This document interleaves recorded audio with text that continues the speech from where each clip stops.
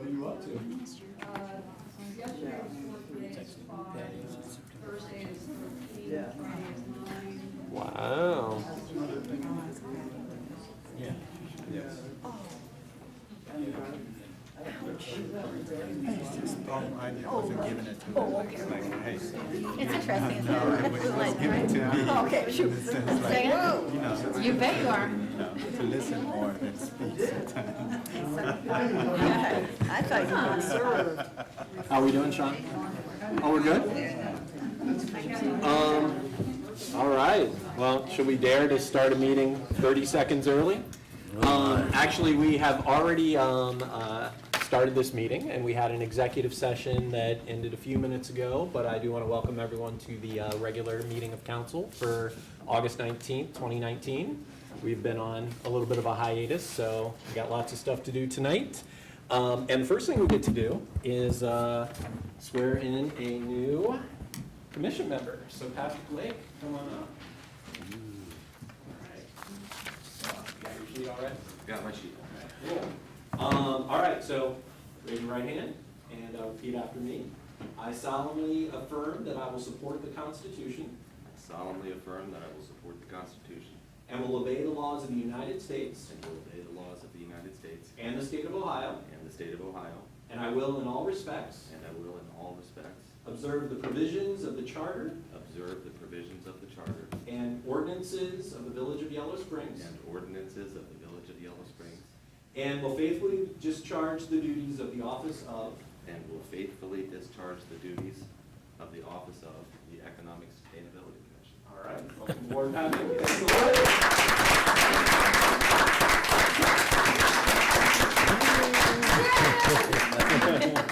That's all right. Actually, Patrick's already been jumping in and helping with some of his expertise. It's really awesome. And remember, it really does take a village. We try to do so much, and the capacity that our community members provide is amazing.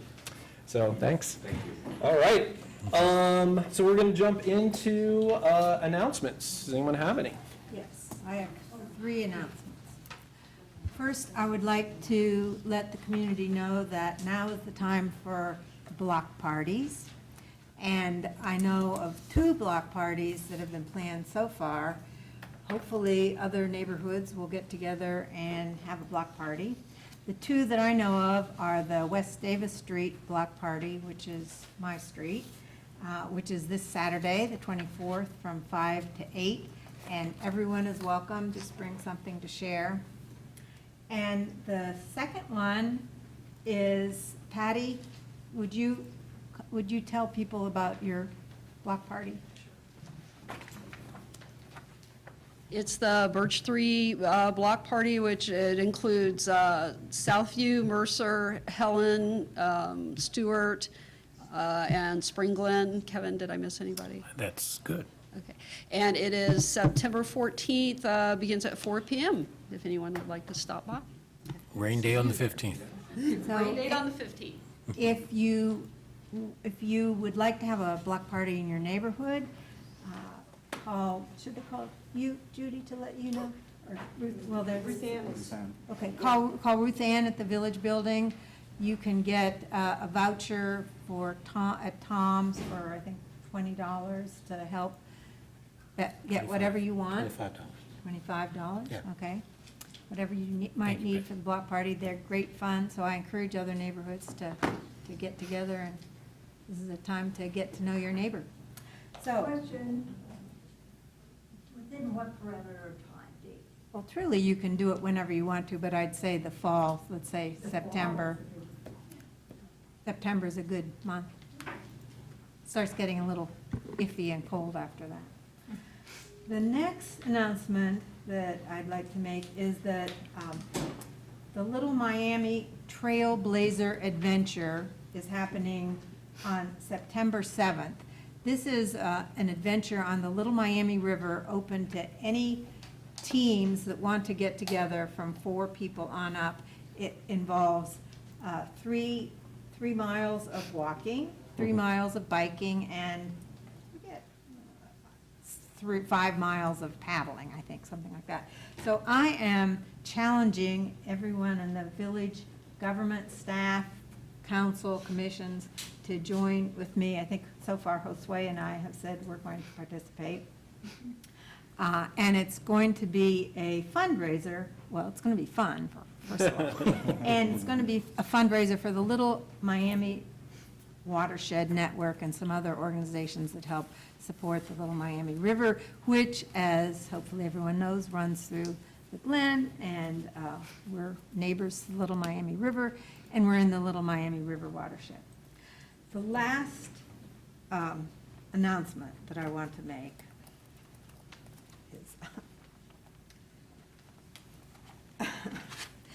is 400 years ago, 400 years ago tomorrow, the first slave ship came to this continent with 20 to 30 African people enslaved and were sold to people at the British colony in Virginia.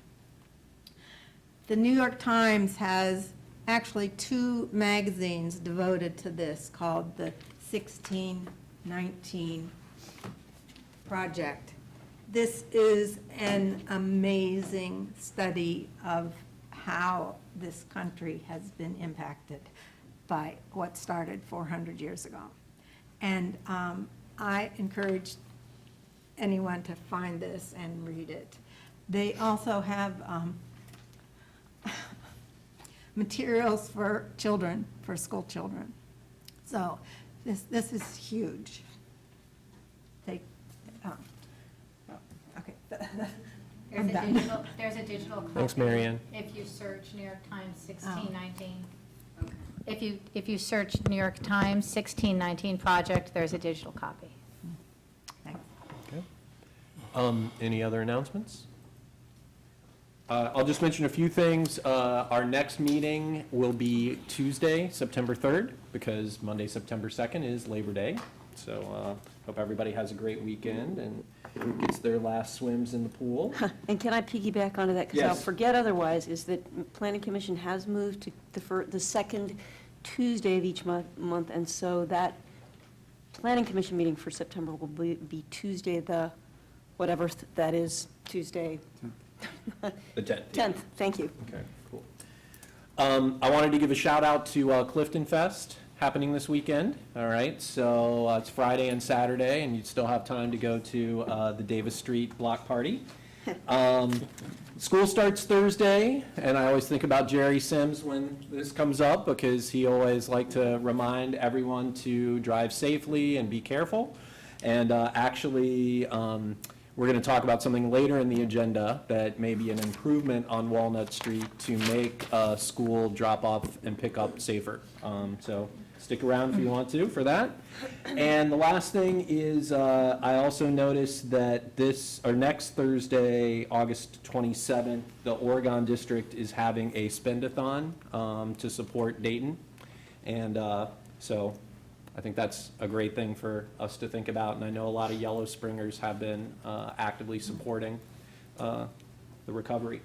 So, if there are no other announcements, let's go into our consent agenda. Judy? Oh, yeah. Well, we've got the minutes, all right, of July 15th. So all those in favor signify by saying aye. Aye. All right. Review of the agenda. Anything we need to add, change? I have 2 things. Okay. I would like for council to briefly discuss the ballot issue and what happened in that regard and what we want to do about it, if anything. Okay. I'm not sure where that old I business guess that's maybe. old business. And also, I would like to give a update on Vernay, and I don't know whether we want to do that. Marcia Welgren had included a number of communications regarding that, or at the end under EC. Is it okay to do under commissions, or do you want to? Okay. Yeah. Okay, Okay. great. Anything else? Okay. Then, Mary Ann, petitions and communications? Yes. So Marcia Walgren, who has been involved with the effort regarding the Vernay cleanup for a long time, submitted a number of documents in that regard. And we'll talk about that issue near the end of the meeting under the Environmental Commission report. Then Lise Burns submitted the mayor's monthly reports. There were several people that submitted letters supporting our new solar legislation that we're going to be discussing later. So Mothers Out Front, John Hudson and Laura Curlis. Karen Savvy submitted a letter requesting that we acknowledge Richie Foray, who's a musician was with the Jefferson Airplanes and is still active musician, acknowledge him in some way. And I'm not sure what we want to do with that. I mean, there are a number of musicians that could be acknowledged, and I don't know if that's something that the Arts Commission would want to take on, or not. I'm not sure where to go with that. I mean, I think, unless council has some appetite to lead that, I think, we could ask the Arts and Culture Commission to look at it and Okay, make a consider that. recommendation. And just sort of our recognition in general and how that's handled and vetted and. Okay. Yeah. Is it specific to a particular form of art? I mean, because we have the Vita, but that's about inspiration in design, not about an individual. Okay, I'll talk to the Art Council. Or the Historical Society as Yeah, well. I don't know. Okay, well.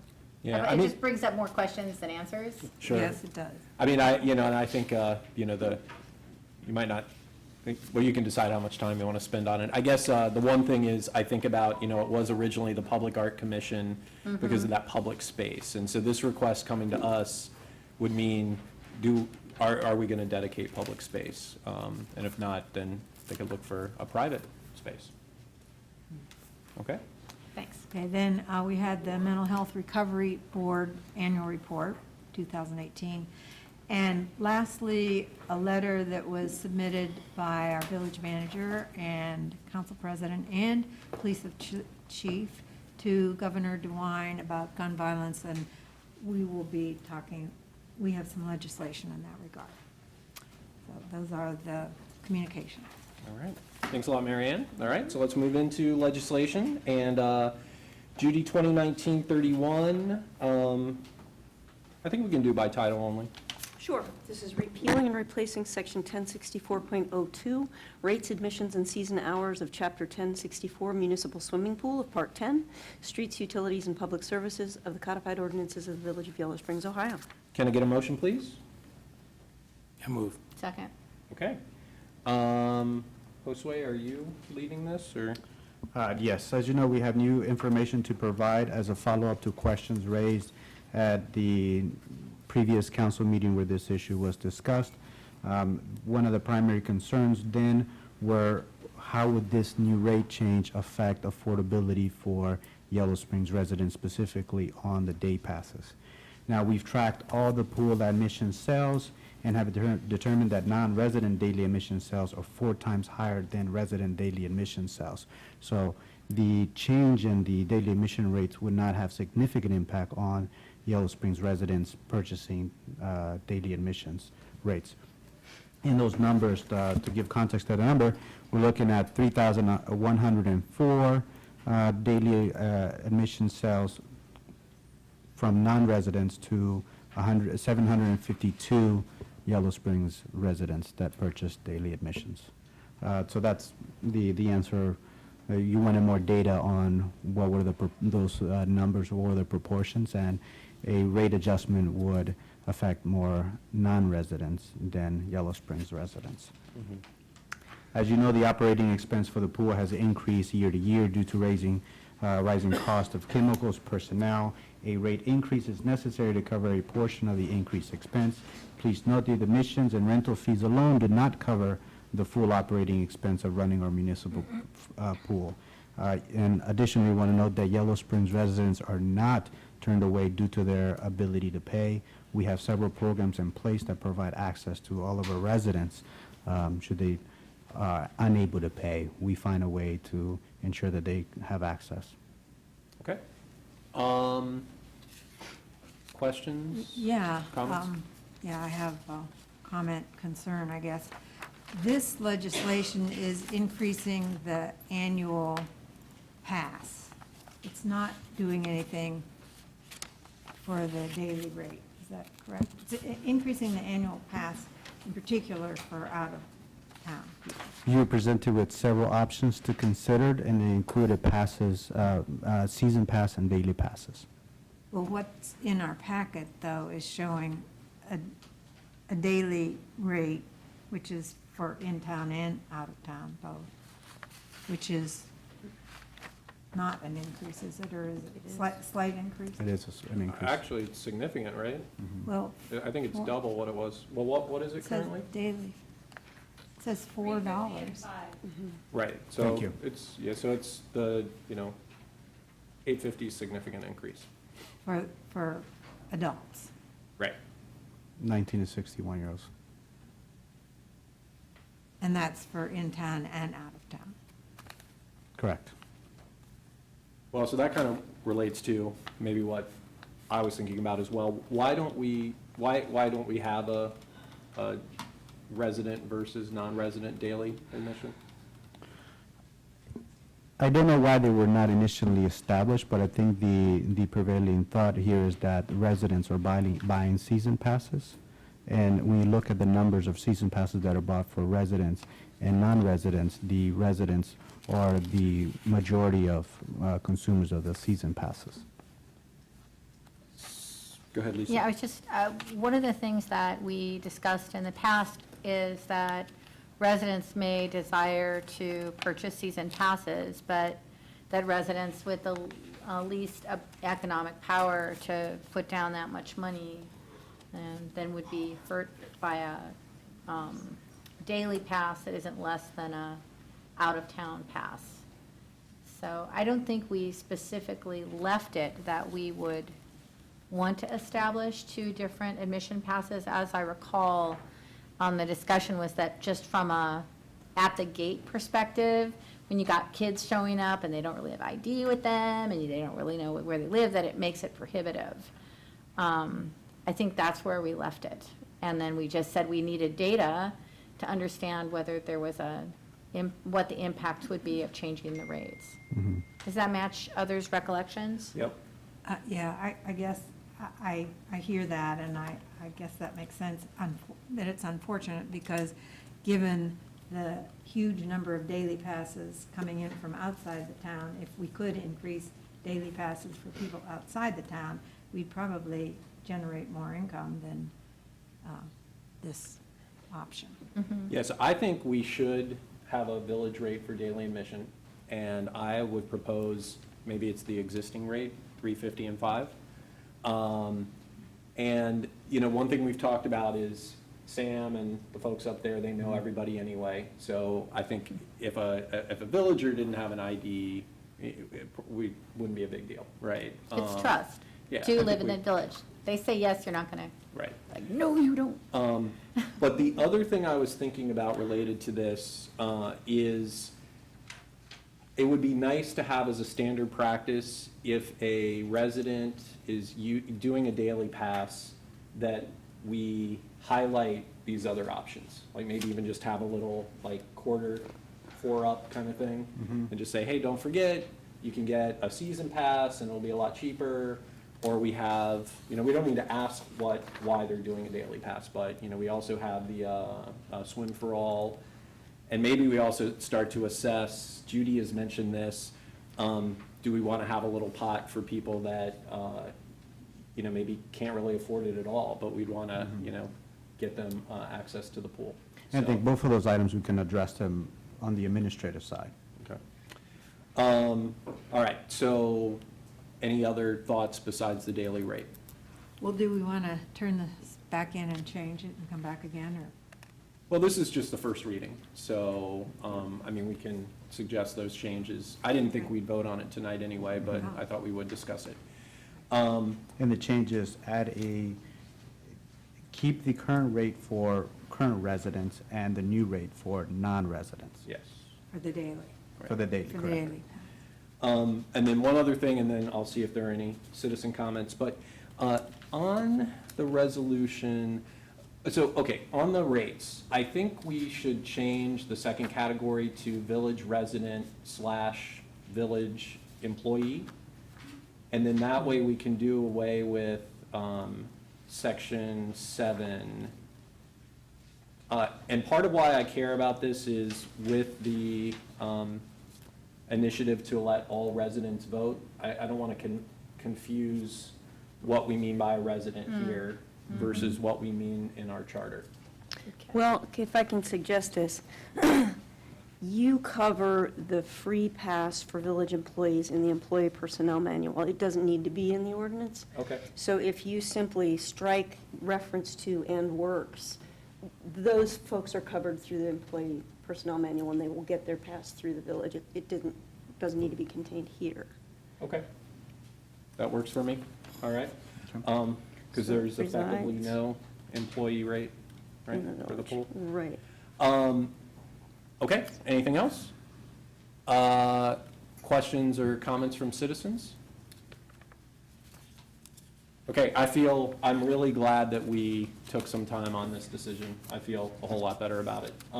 So this is the first reading. At our next meeting, we'll do a second reading and open the public hearing, so there'll still be a chance for comments. Okay? Thank you. Okay, next up, Judy, ordinance 2019-32. Yeah, let's go ahead and read that in full. All right, this is repealing Section 1042.01, electric service charges of the codified ordinances of the Village of Yellow Springs, Ohio, and enacting new Section 1042.01, electric service charges. Excuse me? It's not here, but, whereas Section 1042.01 of the codified ordinances of the Village of Yellow Springs, Ohio, provides for electric service charges in the village, and whereas Village Council has determined that it would be in the best interest of the village to adopt a new Section 1042.01 entitled Electric Service Charges of the Codified Ordinances of the Village of Yellow Springs, Ohio, in order to update and improve the code. Now therefore, Council for the Village of Yellow Springs, Ohio hereby ordains that Section 1, existing Section 1042.01 electric service charges of the codified ordinances of the Village of Yellow Springs, Ohio is hereby repealed. Section 2, a new Section 1042.01 electric service charges of the codified ordinances of the Village of Yellow Springs, Ohio, be enacted to read as set forth in Exhibit A, which is attached hereto and incorporated herein by reference, with new language underlined and bolded and deleted language in strike-through. Section 3, this ordinance shall take effect and be in full force at the earliest date permitted by law. Thank you, Judy. Can I get a motion, please? I move. Second. Okay. Josue? Thank you. As you know, village staff and residential solar organizers have continued our collaborative work to present council and the community with a solution that addresses all challenges previously identified. The proposal before council creates a lasting solution to the existing cap on solar energy, while also ensuring the village electric enterprise or municipal power is financially sustainable.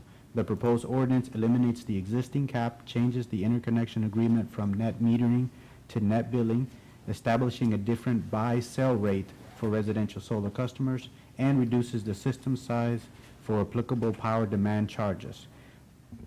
In your documents, I've included a table of what those changes to the ordinance are. On the interconnection agreement, we're moving away from the net metering to a net billing, which allows us to have a different rate for the energy that municipal power sells and buys from residents. The changes are, we're going from a net metering of 11 cents in both directions to a new rate where resident will buy at 11 cents per kilowatt hour and the resident will sell at 9 cents a kilowatt hour. On the power demand charges, the demand charge kicks in at a size of 10 kilowatt versus our current ordinance now of 25 kilowatt. On the net meter types, we're also changing the process in which we're managing the accounts. We're moving away from a basic bidirectional meter with one that allows us to measure the load profile of the users. We'll be able to acquire more data on the usage of the system. Can you talk about the 10 kilowatt versus 25 kilowatt piece? Yes. in reviewing the applications, we did an analysis of what is a average system size in residence. And by our estimates and our consultant estimates, a system of 7 kilowatt is the average in Yellow Springs. So we know that that's the size that the majority of homes would need. We thought that a system of 10 kilowatt would cover the average and more. It also allows us to allocate the cost of power demand cost to the users on who are the ones using it. So those systems of 10 kilowatt tend to be larger homes with a higher demand for power. So those customers should bear the burden of the cost. Okay. Other questions, comments? Marion? No. Okay. You looked very intent. Okay. I would also like to recognize our partners in this effort and collaboration. They're here in the room, and it's been certainly a group effort, and I thank the group for all their contributions to helping us get where we are. So my main question is, why 9 cents as the buy rate or sell rate, depending on which way we're going? So when we were looking at a way to capture operating and maintenance costs in our system, when we know what our costs are and we're looking for ways to capture some of that expense. So we wanted to come up with a rate that would help us cover some of that operating expense, primarily because we approached the challenge with, well, what is this increasing the cap or eliminating the cap, what would the financial impact be on our system? And we initially projected a net revenue loss of $22,000 if we increased our cap from 1% to 3%. And we'll say, well, how do we recover some of that expense so that we are not passing on the expense to residents who are not installing solar? So why not 7 cents? Well, we were looking at our data, and the average cost of our power, cost for us to buy power on the market with a mix of on the market and our contracts over a 12-month period, which is last year, that average expense was 9 cents. So that was a number that we can point to that's objective. There's data to support it, and that's a figure that we could stand behind. We also then did an analysis of what does it cost residents to generate that power, and that 9 cents is in line with what the average cost to generate that power on the resident side. So those numbers lined up well, and we thought that was a reasonable number to present. Could we do a 7 cents? Yes, we could help us recover more of the expense, but that number, we needed to justify the number to a greater extent than pointing to this power supply cost that we know that our bills and other data backs up. That's our true cost of power supply. Okay, that makes sense to me. And I guess if the cost is 9 cents, then paying out 9 cents doesn't change the average cost. Correct. So that is sound to me. And- So, I'm sorry. Mayor, one more point. I think that this model also helps us move in a direction where we can distribute the cost of operating and maintaining the system on a fee structure, and eventually we could pass on the cost of our power supply costs onto the residents. Right. So if I read the ordinance correctly, though, we're not saying anything about 9 cents. We're saying that we pay out at the cost from the prior year. Right? Correct. So are we just talking about 9 cents, like, for now, but we don't know if that's going to remain 9 cents, right? Correct. That 9 cents Okay. is for right now. So should all the applications that are in queue get approved, that's what the rate will be. Now, next year, as our average power supply cost changes, that figure will change. Okay. Will we be calculating that, this cost to pay residential solar folks in that calculation? I mean, that should be part of that calculation, right? Yes, it is, and it's a fairly easy method because we have invoices that we pay for our costs, so it's a relatively easy calculation. Okay. I have a few specifics about the ordinance, but yeah. So would that change once a year or more frequently? The rate that we buy solar from residents, yes, because we would look at the 12-month average, the previous year power supply cost, and adjust that rate on the Because year. the true up is annual. Right. So, okay. questions or, I've got a few details, but we can get to those in a minute. Questions or comments? Yeah, Megan? So just to clarify, this is for people over the 1%. The people that have been already under the previous net metering agreement will continue that agreement? Or does this change everybody who has a interconnection agreement with the village? The short answer is it changes it for everyone. For everybody. For everyone. And one of the issues we wanted to address is how do we make an equitable system that's fair to everyone? And this helps us get there. We recognize that the early adopters took a significant chance, and the net metering feature of the program provided an incentive to do that. Given where costs are to install residential solar, and that's declining over time, we thought that this is a fair approach to the program, and a lot of folks have benefited from being early adopters, and they continue to benefit under the new model. Okay, and do they have to get the new meter as well? Is that, will the new meters be installed?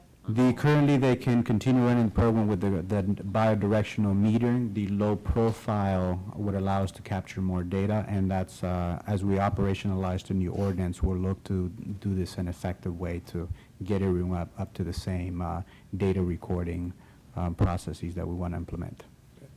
Dan? Dan Rudolph, been on the Energy Board for a number of years and interested in renewable energy and solar for a number of years, and I'm also on the committee for the co-op. Just wanted to say that this, as far as I'm concerned, is a very progressive and positive rewriting of the ordinance. Seems to do a great job in promoting solar while still making sure that the infrastructure is here. Solar users are actually using the grid as a very inexpensive battery. And to pay a couple of cents a kilowatt hour to use it as a battery is far cheaper than putting batteries in your garage. So we reviewed this in detail with Josue, and we're behind it. All right, thanks, Dan. Any other questions or comments? Yes, Tim? Tim Barhorst, a prospective future solar power generator. My one question has to do with what's to prevent a future council from nullifying or changing this agreement radically. You know, I'm making a long-term investment, and if 5 years from now a council comes along and says we're no longer going to honor it, is there any guarantee that I can have some kind of continuity here? In addition, I wonder if this agreement applies to Antioch Solar Array. Yeah, so I'll let Josue answer the second one. I can say that, yeah, I mean, there's always a risk if, you know, the political will changes. I mean, we could try to codify, I suppose, the grandfathering. I don't know. So. Because quite frankly, a few people that did not get grandfathered in aren't exactly happy about the you know, the new ordinance. Right. Well, That I mean, we also did hear that people understood that there was an equity piece to this. Yeah, and I so, understand you know, that. so I'm not affected by Right, it, but right. I can understand why somebody would be. Right, right. Fair enough. So apply to Antioch? Yes, so the second part of the question is, could anyone else install? And the answer is yes. Right, and the reasoning behind this is that we're getting 17% of our energy off the market. It's not contracted. So we have a lot of room in our portfolio to allow more solar installation system, whether it's residential or commercial. It's also in line with what we're thinking about in the future, that if we cover the operating and maintenance expense, our generation can come anywhere, preferably local, and so we create a room for that. We also are thinking about in the future, in 2021, we'll have a contract that's up for renewal or reconsideration. Should we get an adoption of significant users installing residential solar, we'll have additional capacity in 2021 to bring more residential solar on board. So did you answer about Antioch? Yes, more commercial installers, I'm sorry, commercial customers can install solar. I think he asked whether the rate applies. Does Oh, the the rate new apply to rate. Antioch Solar Array? So the Antioch will be it depends on the system size, so they'll pay a power demand charge, and then there's a different commercial rate for them, and that's a different rate. Because they're above way above 10 kilowatts. Right, correct. Yeah. Thank you. Thanks, Tim. Yes. Dave Greco, 27-year resident and future solar generator. I'm here to support the proposed change. I understand that it may not be the best for everybody involved. I also understand some comments there that electrical rates are subject to change. Always, I suppose, to be equitable whenever we can, to share cost as appropriate, and to encourage good behavior all the way around. Seems to me that paying 2 cents per kilowatt hour for a big battery is a really good deal for me, and a good way to help share the costs in an equitable fashion. And I also want to thank the co-op. They did a great job. I really appreciate it. It made it possible for me to do this. I couldn't do it otherwise. Thank you. All right. Thanks, Dave. Any other comments? Yes, Mitzi. I just would like to confirm that the village has zoning ordinance defining the placement of solar panels on properties, and if not, my opinion is we need to do that sooner than later, since our community is moving so quickly with solar usage. So, I'm not sure if this was the right time to say it, but I think I understand where it would be on homes. I understand, like Mr. Ruda has a big stand on his side yard. Again, I'm encouraging council and zoning to look at that because of placement in neighborhoods and location in neighborhoods. Okay, thanks, Mitzi. Thank you. Denise, you want to speak to that? Sure. A couple of years ago, I asked Planning Commission to review making solar panels an accessory structure. So accessory structures do have requirements. We look at the plan, they can either be on top of the roof. If they are put onto the ground, then they have to follow the accessory structure requirements of being at least 10 feet from the rear yard and 5 feet from the sides. All right. Thanks, Denise. Anything else? Karen? Trees. Are trees being addressed? The cover, I mean, with all the trees we have, is there going to be an issue with, I know it was an issue. Yeah, I was going to say, we might not be here for here yet. I know it was an issue, Karen Wintro, when we had a project planned for our property. It was an issue, and the neighbors objected because they said that our addition, our structure was going to block their solar. So that's probably something that's going to come up, very similar to what Mitzi was saying. Okay. So we contemplated that?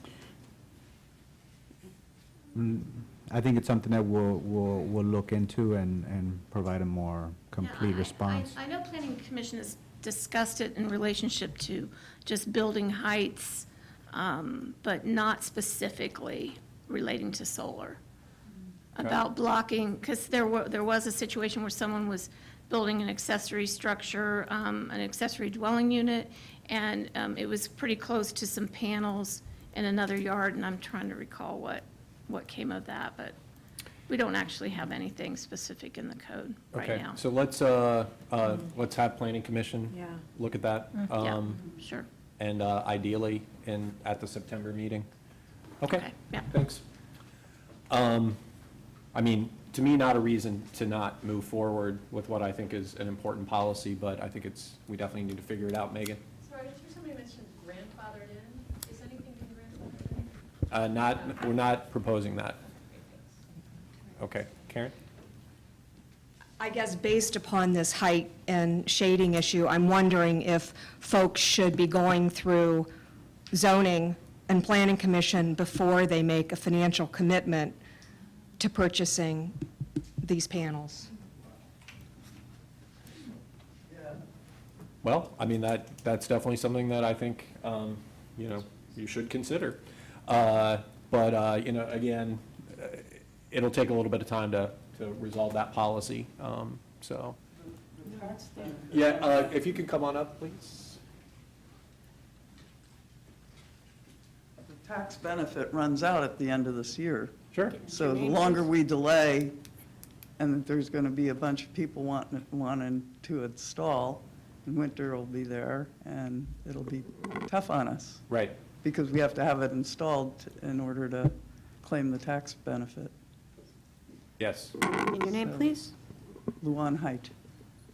Yeah, I don't think we are delaying it, are we? I don't think. That's not the intent, but I think No. that's a good comment to make. So, or at least I don't hear that as our intent. Right. Yeah, I mean, there's always things to figure out when you change policies, yes. Hello, thank you for allowing us. My name is Greg Akers. I'm with the company Solar Power and Light. I do want to address the shading issues. We take all those into consideration as we design these systems, so everybody knows how their systems are going to perform. So in many instances, we will advise them if there's a neighbor's tree, there's nothing they can do about that, and that's at their risk that they install the panels. With respect to on their own property, they can make some modifications. But we go to great lengths to make sure that we are letting customers know an estimated amount of the performance based on what their shading issues are right now. And, from what we've seen in the community, I don't see anything where any structures being built for some of the homes would actually obstruct the neighbor's panels. But yeah, trees could be an issue, but we do let those clients know ahead of time. Okay? Okay? Thank you. Greg. Any other comments? Okay, council, anything else? Thank you for everyone for working on this. Yeah, I want to also say I really appreciate the collaboration. I appreciate that we jumped in and resolved something in a timely manner. And yes, take advantage of those tax credits. Go take out a loan at the credit union. They're financing these things. So there's, take advantage of that opportunity. Just two small things on the ordinance that we can shore up for next time. In some places, the rate is with $1 and decimal, and in some places, it's 9 cents. Okay. So I want us to be consistent with that, and I can point those out. There were like 2 and 2. And then, I think we talked about everything else. So, awesome. So, let's go ahead and vote, even though this is the first reading. Judy, can you call the roll? Yes. Sanford. Yes. Stokes. Yes. McQueen. Yes. Krieger. Yes. Hausch. Yes. All right. Thanks a lot. Hey, all right. See? Village government can work. All right, so, and remember, we can't shut the door, so if you are conversing, please go downstairs, and thanks for coming. Okay, next up, we have ordinance 2019-33, and Judy, you can do that by title only. Where the heck did it go? I'm sorry. That is approving supplemental appropriations for the third quarter and declaring an emergency. Okay, can I get a motion, please? I move. Second. Colleen? Okay, this supplemental will be adding money into our budget, and we're going to be moving in $35,000 into the Economic Development Fund in order to move forward with the program, and $5,000 is for tool design to be able to realign the bike trail, so a total of $40,000. And just on the revolving loan fund amount, so that was the amount that we had existing that in the general fund that we have now moved into, or into that budget line, I guess, It's- into the, The amount that, when we were working on budgets last year, that we said was in the economic fund, and Right. we took the $35,000, and that was to set aside, but we didn't bring it into our budget. right, but it was a separate amount that was already part of the revolving loan fund as opposed to the Yes. rest of the economic development Yes. fund. Okay, cool. And then I'll just give an update about the 5,000. Thanks, Colleen. So we have 25,000 in the Yellow Springs Clifton Connector Fund that came from the 3 municipalities and the Community Foundation. So this is the last 5,000, and Tool Design is doing the last sort of pre-engineering on the alignment. So this is all money that was already, dedicated for that project. And it's actually looking really cool. Okay, so we're reading this as an emergency, so this will be the only read, so I'll open the public hearing. Any comments? All right, seeing none, I'll close the public hearing, and Judy, if you could call the roll. Indeed. Stokes. Yes. Krieger. Yes. Sanford. Yes. McQueen. Yes. Hausch. Yes. All right, and our next resolution is 2019-37, and Judy, we can do that by title. Well, actually, we should read that in full.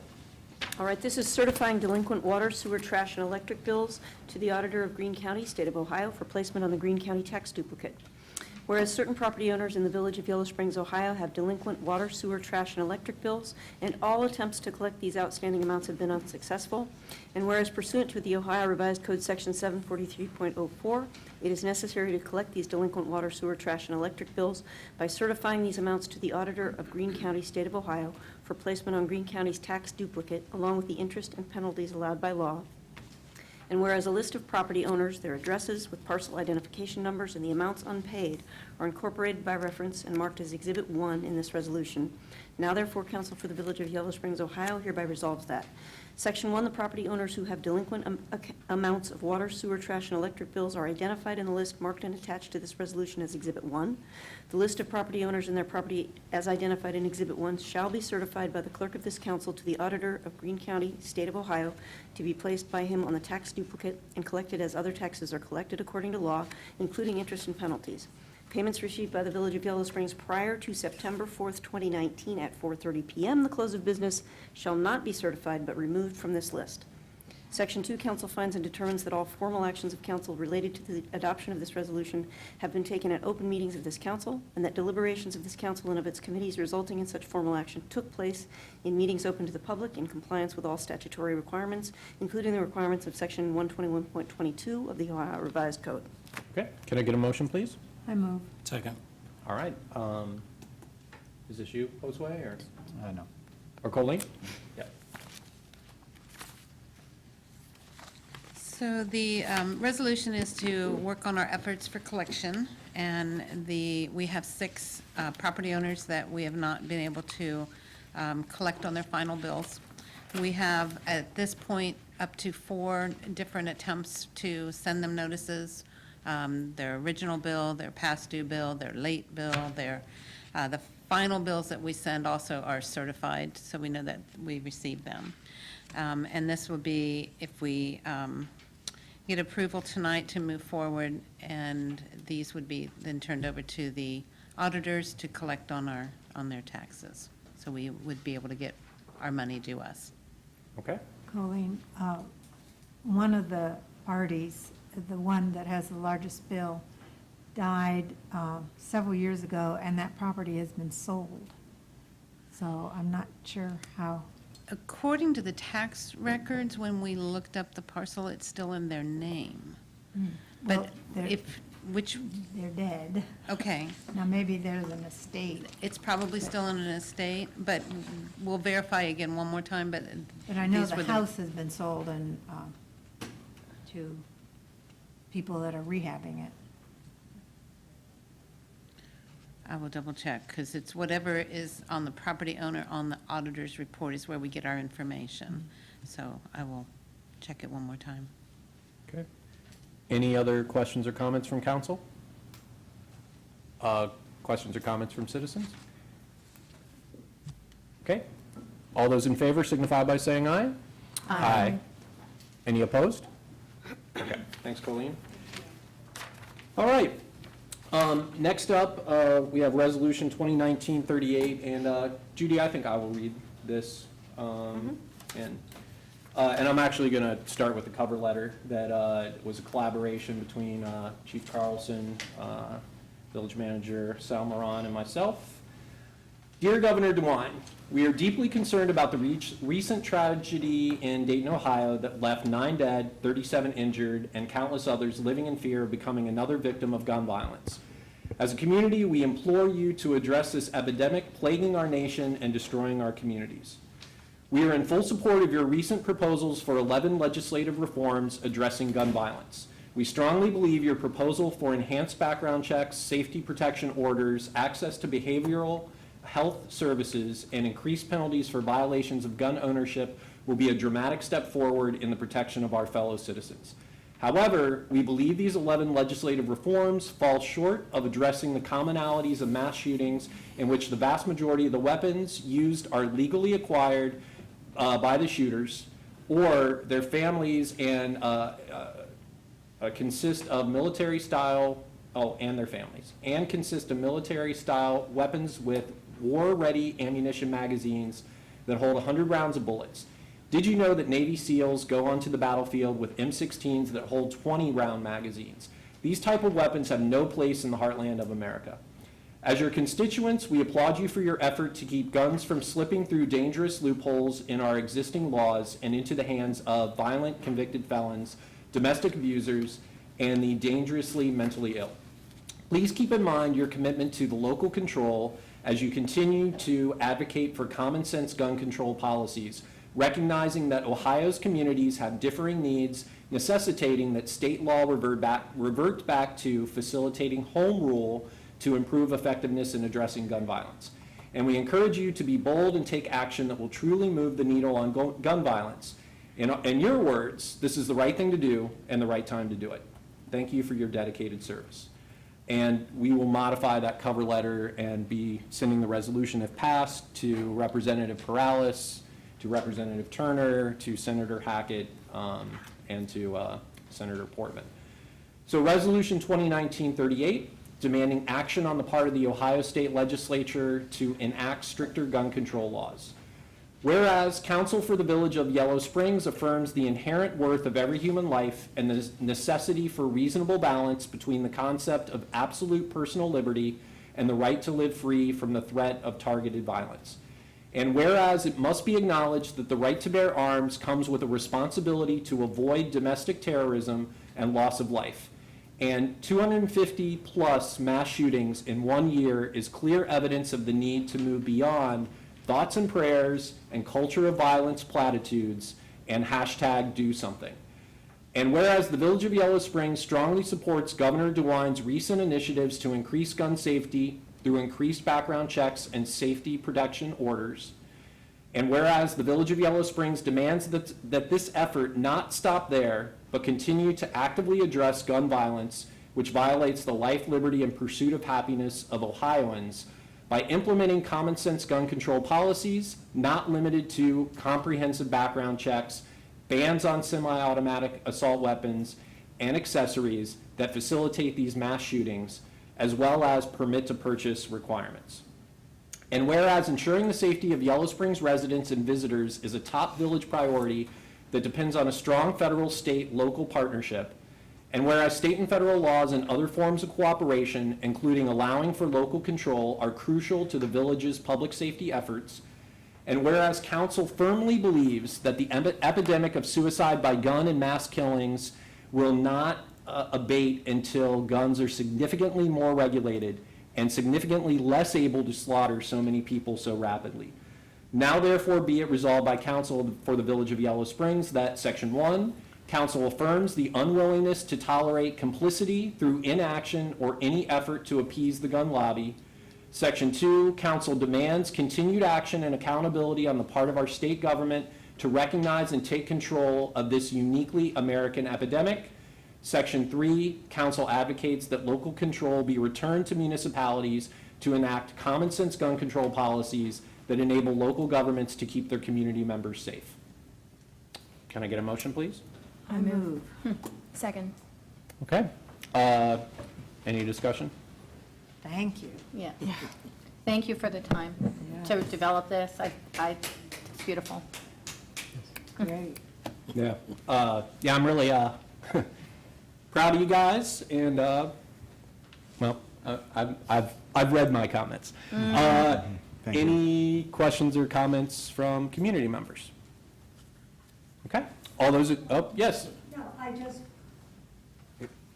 Thanks, Sylvia.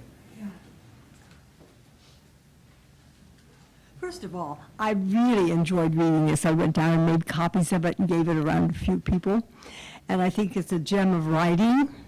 And so I want to thank you for that. Thank you for you guys' participation in such what I think is a good thing. Now, I must confess, though, I was really for a village gun-free place. And I want to live in a plastic and gun-free village. But then when a friend apprised me of the perhaps dangers of being gun-free, meaning that some people want to come in and test that changed my mind. And I would like it if you would say some, I think you were the one who spoke with my friend about that. Do you remember that conversation, Mary? I mean, with, her name escapes me right now.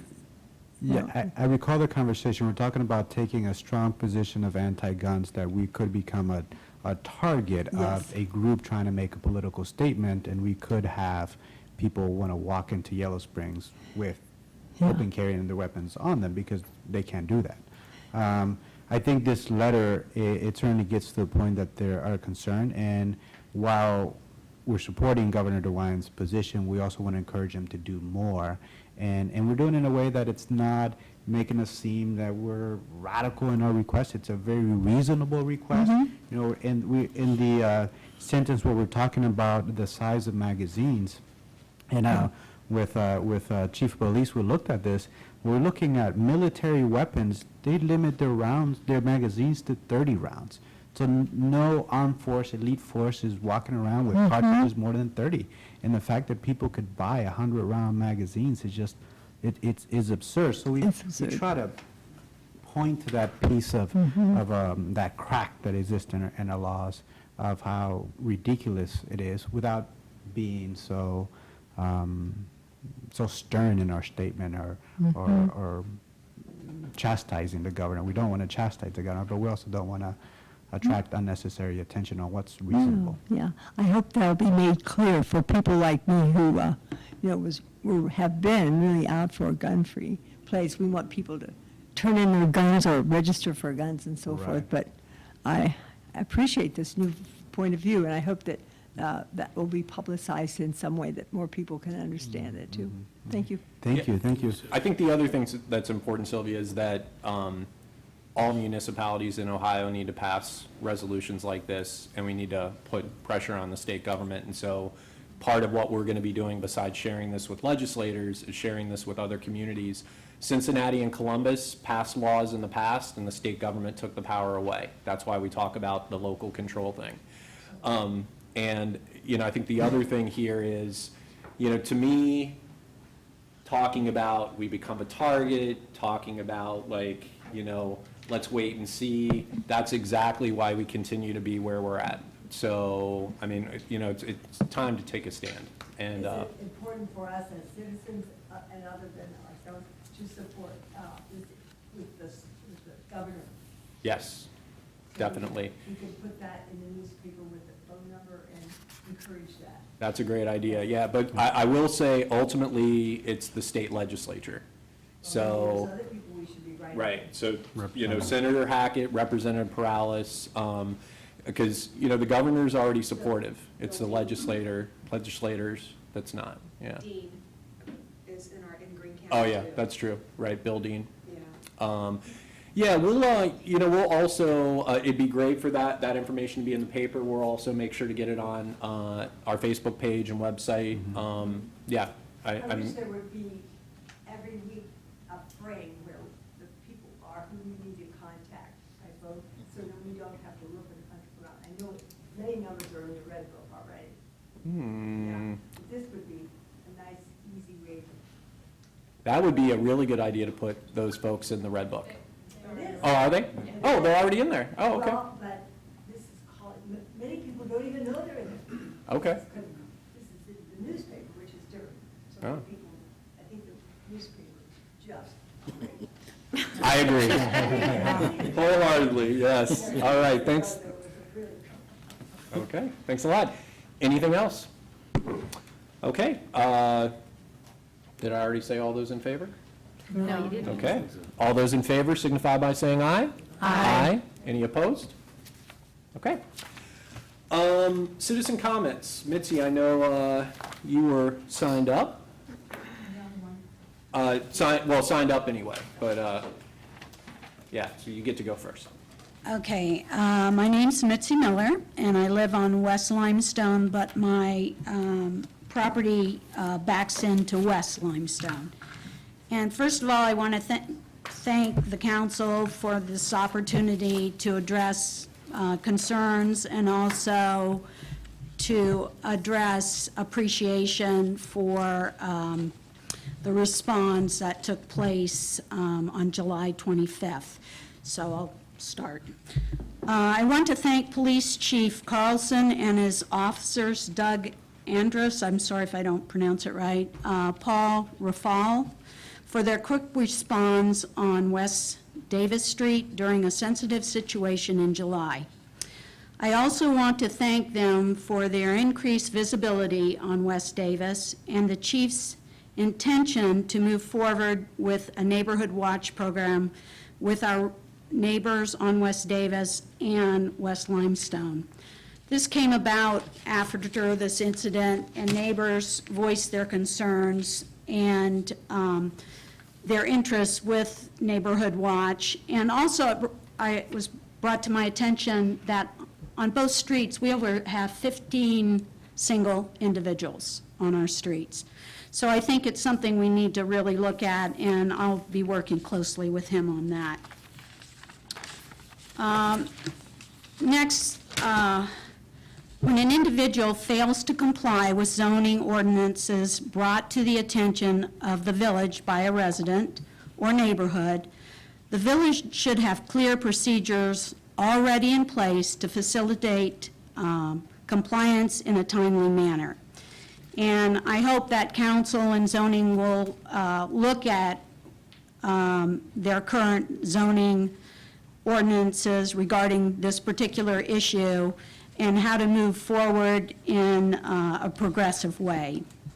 And the last thing I'd like to bring up or concern is prior to developing more properties, whether it be with a partnership with the village, such as the Glass Farm, I would like Homing to have procedures in place to be a better neighbor about their leasees and renters' zoning infractions when it is brought to their attention.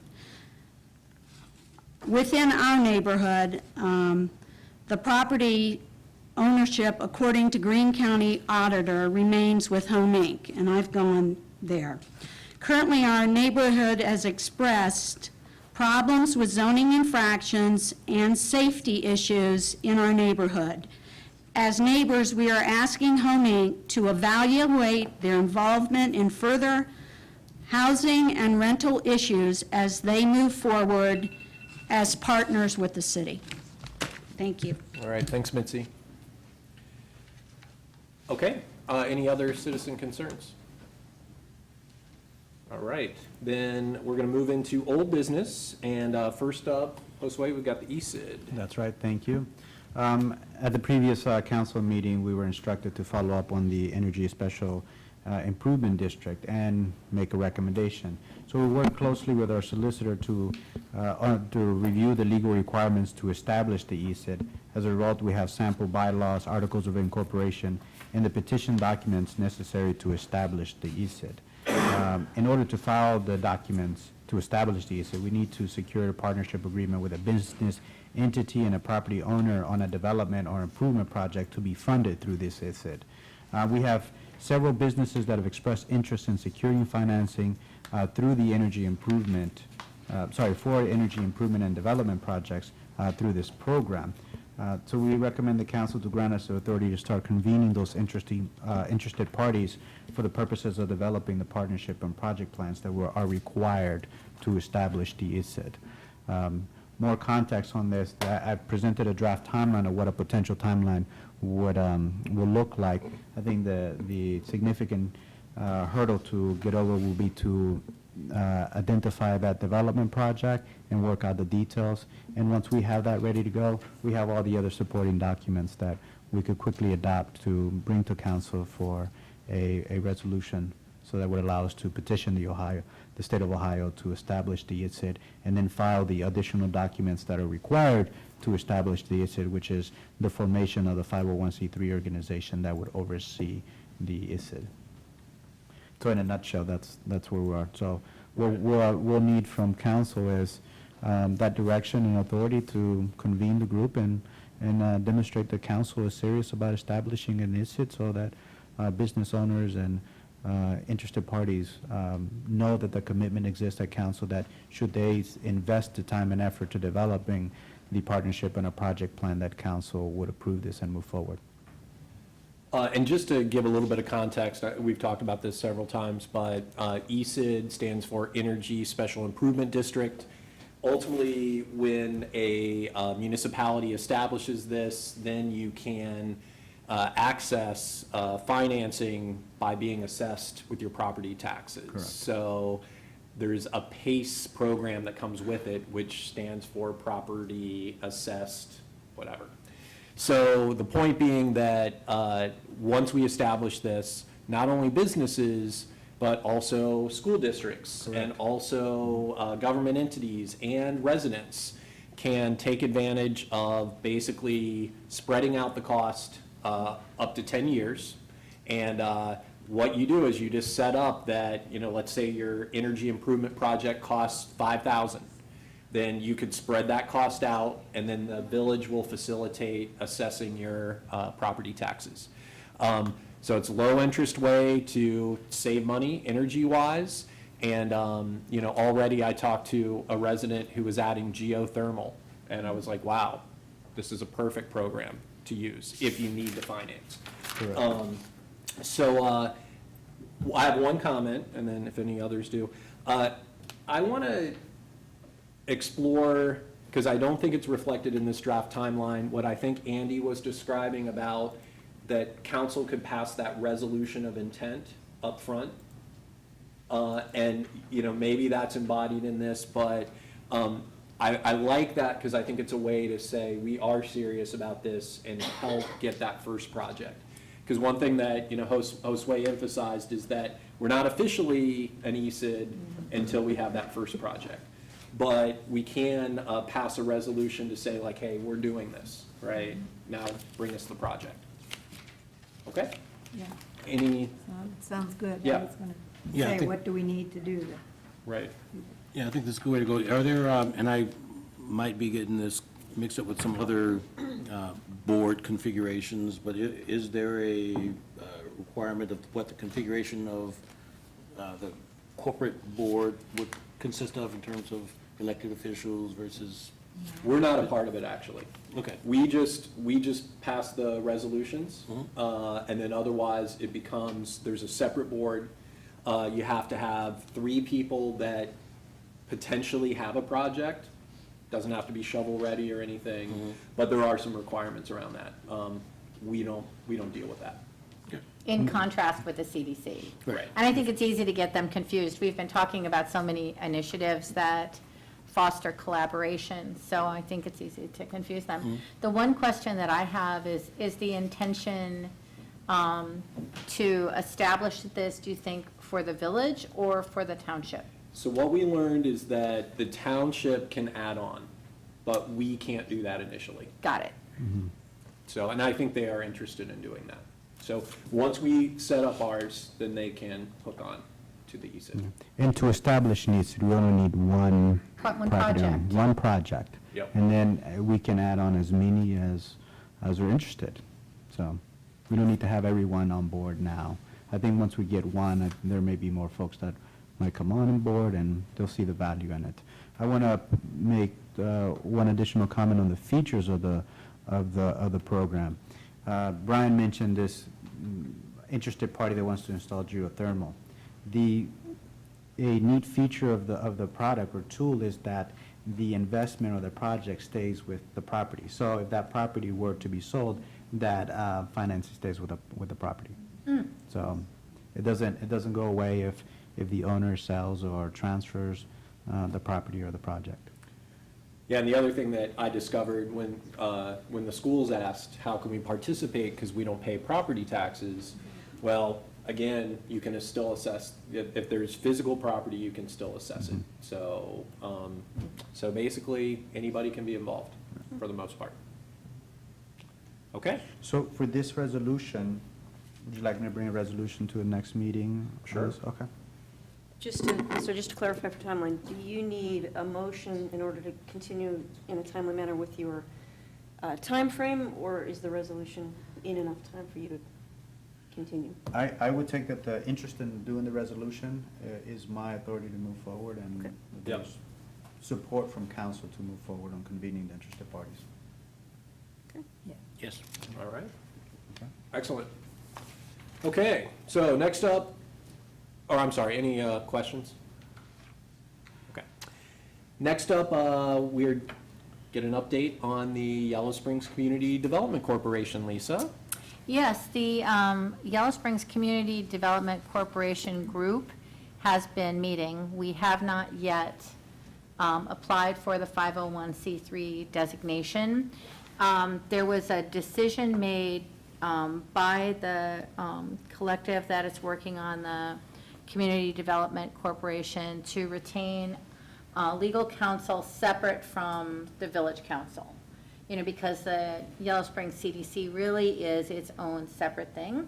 And so the next step is to have a set of approved bylaws from the YSCDC founding stakeholders, and I can go through who those are in a minute.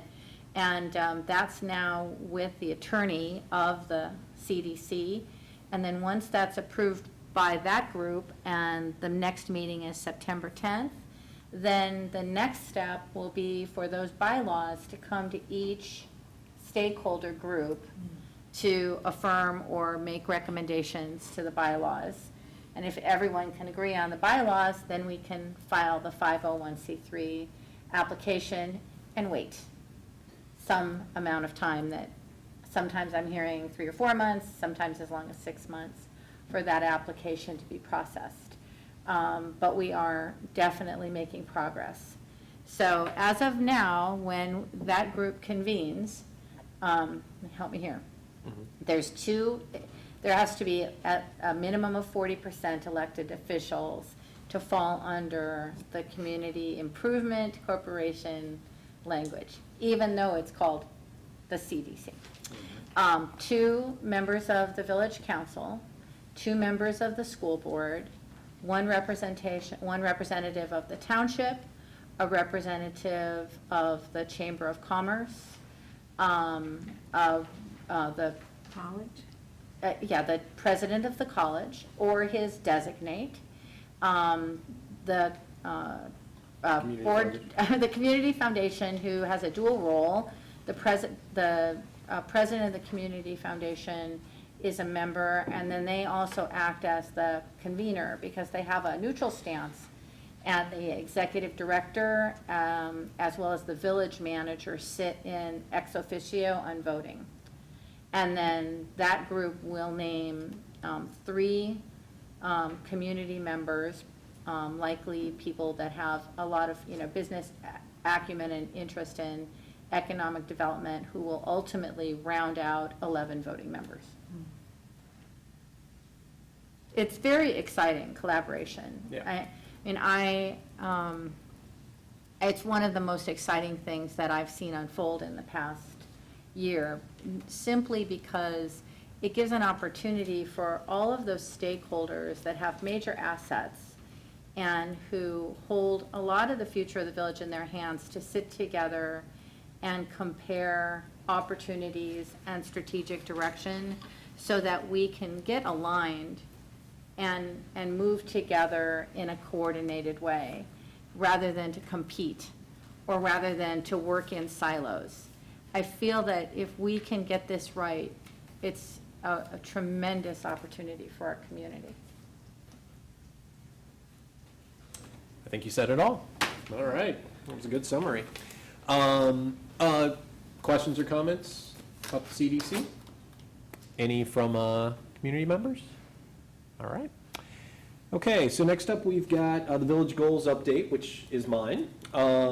So there was a document in your packet that reflected the June 12th council retreat. I did not have time to get it into the packet for, was it June or was it July? Now I'm thinking, It was July. I think it was Yeah, July, 16. yeah, so that's a typo, it was July. Because that's why it wasn't in the packet, because our last meeting was July 15th, so we didn't have time to get it in there. But basically, for folks that weren't at our retreat, which I think is everybody in the audience, what we did was we decided that we would focus on prioritizing what we could get done in 2019 related to our goals. So we identified 5 themes and several projects within each of those themes. Part of our executive session was talking to Josue about his 6-month goals, because we agreed to review Josue after 6 months, and so we've aligned these 2 things. The themes are affordability, infrastructure, smart planning, fiscal responsibility, and the village justice system. And basically, we came up with what we think we can focus on and make some things happen by the end of 2019. And we've got a pretty, as Lisa said, ambitious plan, but I guess that's part of what we do. So I don't know if council has anything they want to highlight or any questions about my summary, but I think I captured each of the elements that we went around and talked about. All right. That's a good summary, yeah. Cool. All right. So we've got a focus for the next 5 months. All right. Next up. Oh, okay. Oh, yeah. I guess I do it. Yes. So I appreciate the work we did at our retreat. I also appreciate Josue's wedding his, the work he's doing into these goals and tweaking the organization. One thing that could take these further is to identify who's doing what and any kind of timelines and action plans. So I don't know whether we want to take a stab at doing that offline. I'm not suggesting we do that right now at the council meeting, but. Yeah. We can follow up on that. I can tell you from the list that's in front of Brian, most of those will fall on the village staff team. There's a few under there are partnership items that we'll have to work in partnership, and there's others that may just To fall the in degree your- I could be helpful, or at least I'd like to be involved, or at least involved in the process. I think with most of these, one of you, if not several of you, are involved in every single one of these items. Okay. So we'll put you to work. I'd like to be told what to do sometimes. I was like, what? Sometimes, maybe. I think sometimes maybe okay. Well, and I think, to that point, and, I mentioned the meeting we had this morning that Lisa set up between Patrick, Josue, and I, and, he genuinely asked, what can I do to move this proposal forward? And I actually had written down 4 action items, and, I agree, the more that we can do that, and again, we need help, the better. Right, and open communication dialogue helps move this along. As you're speaking about paid parking, Johnny and the team had already items underway that we resurfaced the Railroad Street lot, Yeah. which it looks great. Yeah, That added thank 40 you. parking spots, and we've got another lot that's gonna come online with an additional 26. I'm getting ahead of our report, but just to highlight that having those conversations creates that synergy and helps us move forward together.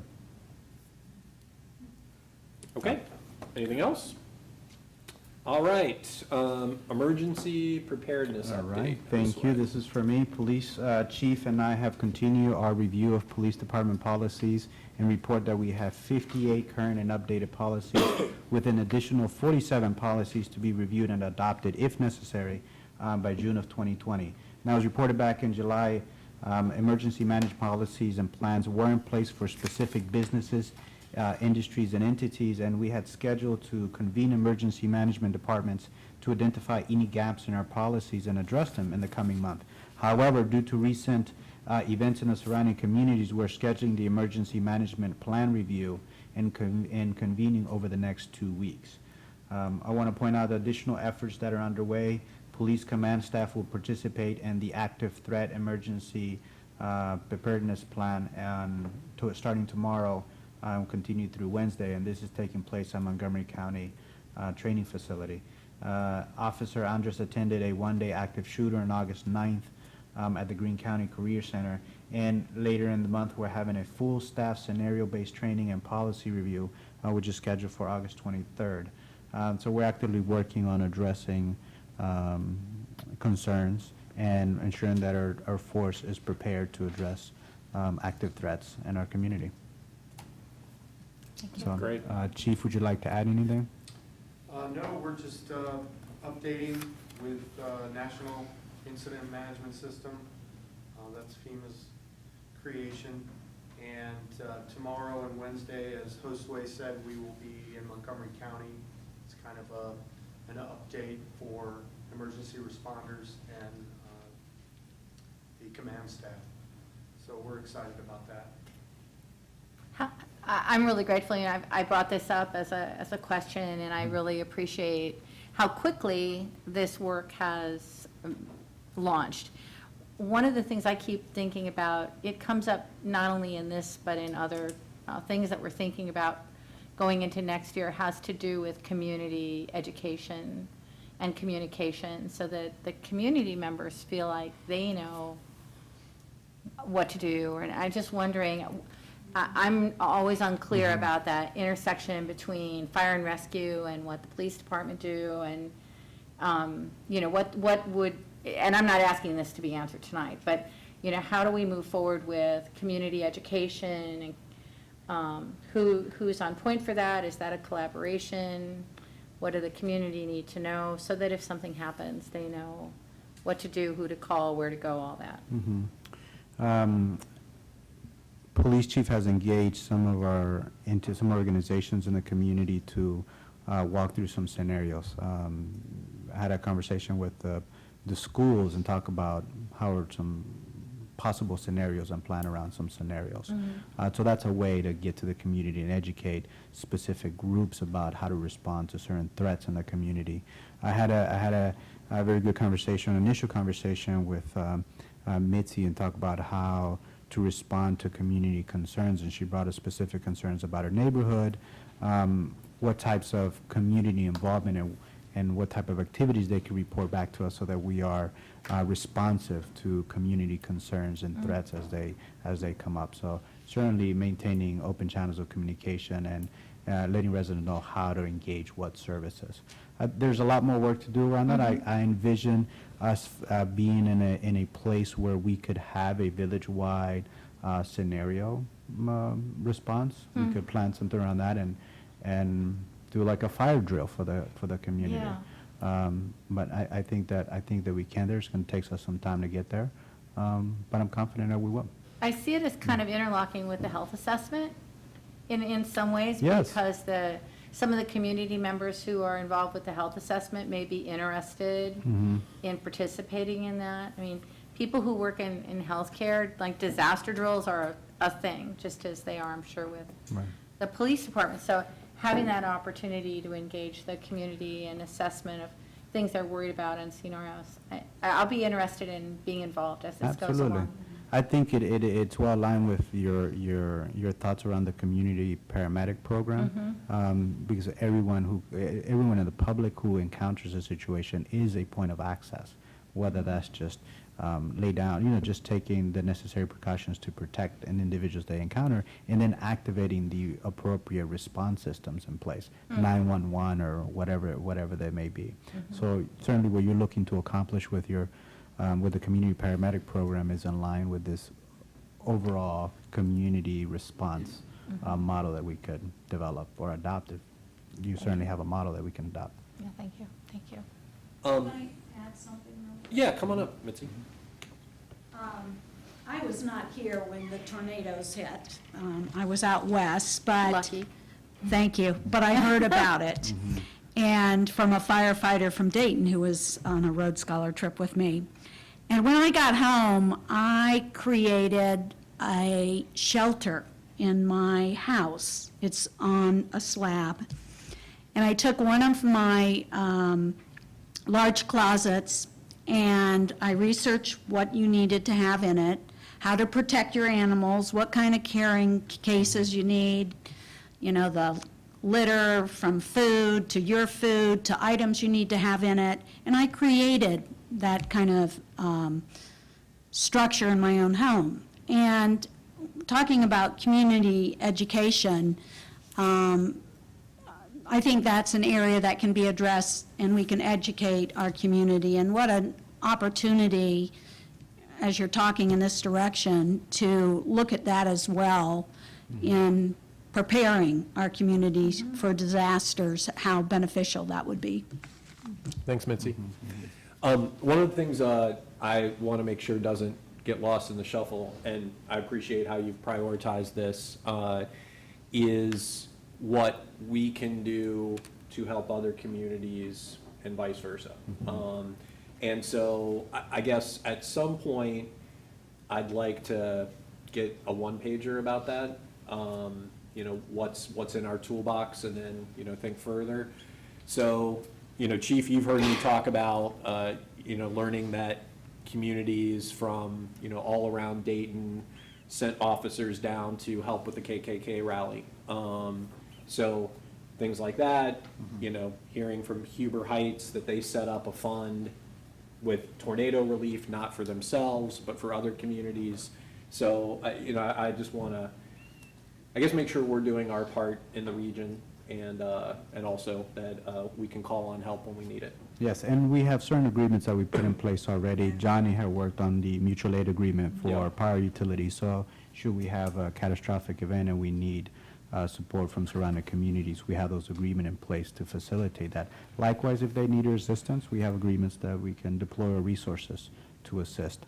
I know Chief has good relationships with the sheriff office and surrounding jurisdictions. We needed their assistance today, and, you know, they were out there. Great. So. Great. But, So I guess what I'm envisioning is, I'd like to know what, you know, is in place now, and, you know, you guys should think about opportunities, because I think that, you know, maybe this council has the appetite to, again, think about, you know, the regional partnerships, so. Okay, anything else? All right, last old business item was the new one that we added about the Charter Amendment Initiative. So what has happened unintentionally is that council has put 2 charter amendments on the ballot, one which would extend the mayor's term from 2 years to 4 years, and the other which would allow residents who are, 16, 17-year-olds to vote on local issues.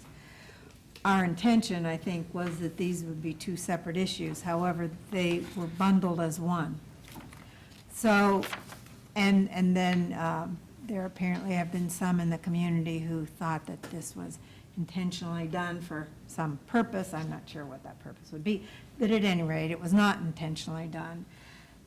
And I think as council members, we weren't aware that that's what happened.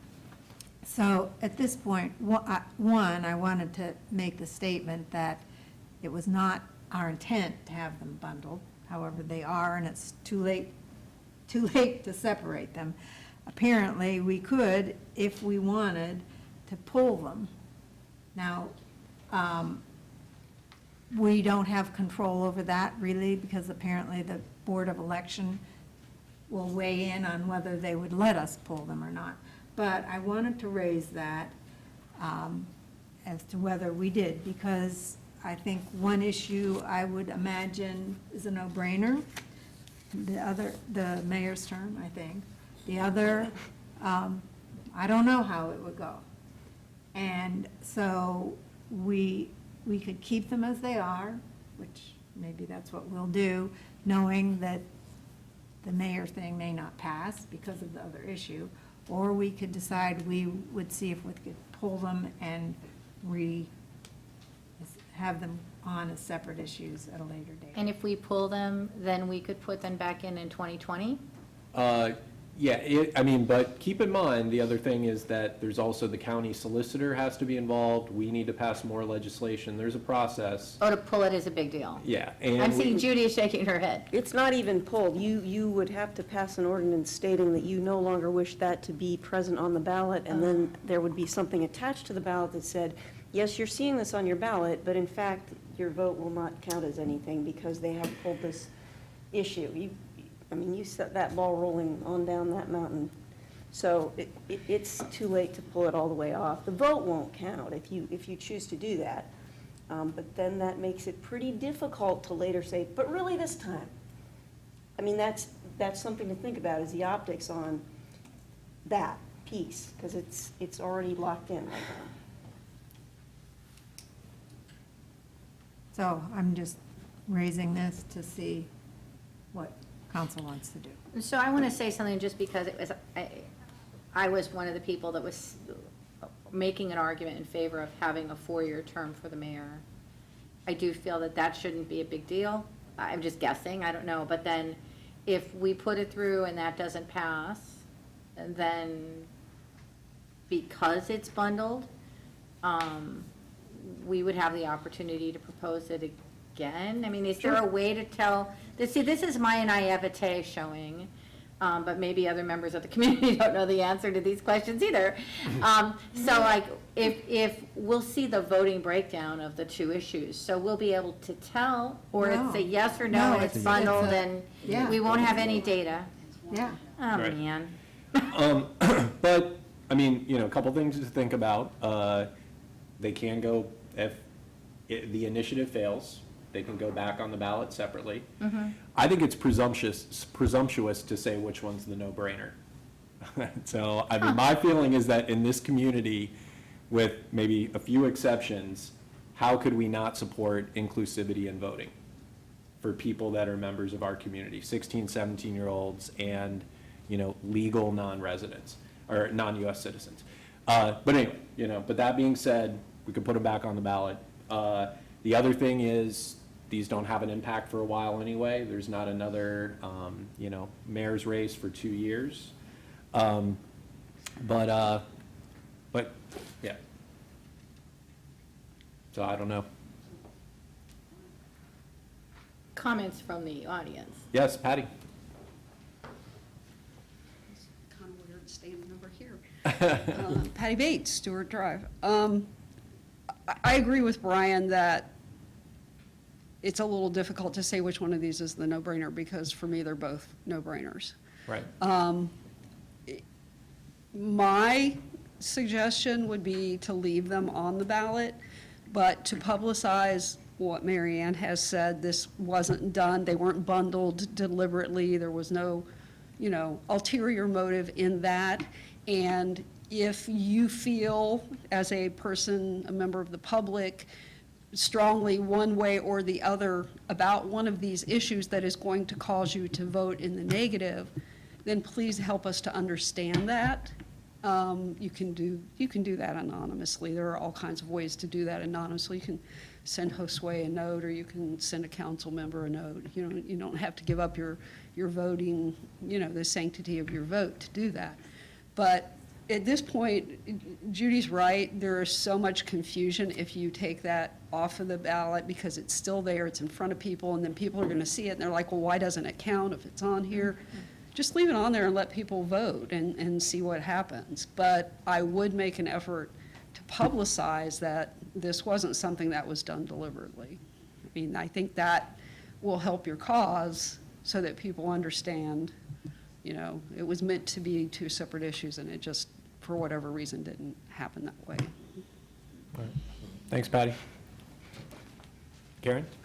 I'd actually like to clarify that when we've done charter amendments in the past, we have done them bundled. So this wasn't an anomaly or something different that was done this time. So to separate them would have been a different policy or different process than we've done in the past. And I absolutely agree. It should be kept on the ballot. It's not going to impact the mayor because she's running for reelection.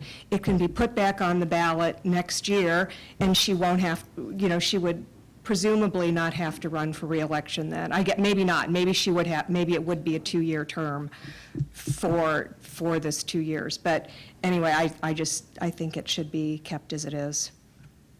Thanks, Karen. And I just want to mention that this is not about Mayor Pam Kanine. I mean, Mayor Pam Kanine is an amazing mayor, but this proposal to have a longer term has, for me, has more to do with the learning curve and with the mayor's court and with the complexity of the position.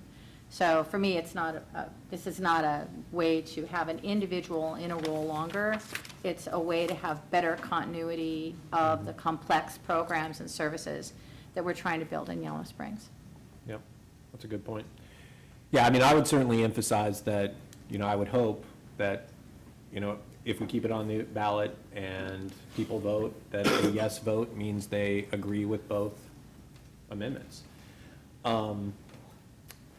So is there any council member that thinks that we should pull it, given what everyone has said? I believe we should leave it as is, given the circumstances. We all know what the intent was meant to be, but they're there, they're bundled, it's simpler to just move forward. Right. At this point. So I will say, though, since this topic got put on the agenda, that even though Judy apologized in her solicitor's report for this, I mean, honestly, this goes to our village solicitor, all right? And last time, when I was in charge of the process with Jerry Sims, we bundled it, as Karen said.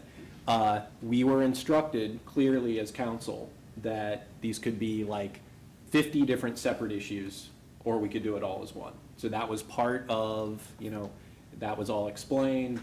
That should have been done this time. And so now Judy knows, she did not before, but that does fall on our village solicitor. So we shouldn't, I think it was implied in our discussion, as Mary Ann, you said, that we thought of them separately, but, we did not get clear direction on that. Okay? Well, and I'll just, since I won't bring it up then in the clerk report, it was my job to convey that information to you. And I truly didn't know that they could be separated out, and I didn't check further. So, which is why I made the apology. You tasked me with bringing you that information, and I didn't realize that that option was available. So I'm happy taking the responsibility and, made sort of a case for,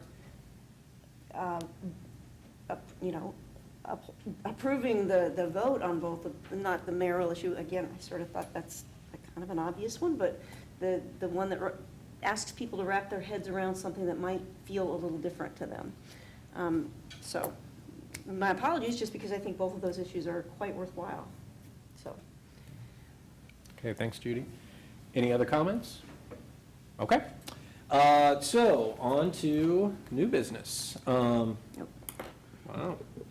Maybe we should take a 15-minute break. No. No. It's on Brian, it's okay. All right, well, I figured if anyone was going to grab at that break. But actually, we're going to be pretty efficient about this part as well. So under new business, it's all about the active transportation plan. One of the things, and I thought Barbara Mann wrote a really good letter a couple months ago about, let's not just keep this plan on the shelf, and it's a great active transportation plan. And so one of the things that I've learned more about, and it's the way you start to implement these ideas, is through temporary transportation projects. So the idea is, when you have some kind of change in road configuration or whatever, you start with cones and tape and paint, and you see how it works. So I've been talking to Josue, to Johnny, to the new superintendent, Terry, and also to the principals, particularly it impacts Mills Lawn. But the top project that the community identified was solving the pickup drop-off at Mills Lawn. All right, it's an accident waiting to happen. All right, and thinking about this with school starting up, we're obviously not going to try to do a temporary transportation project the first day of school, all right?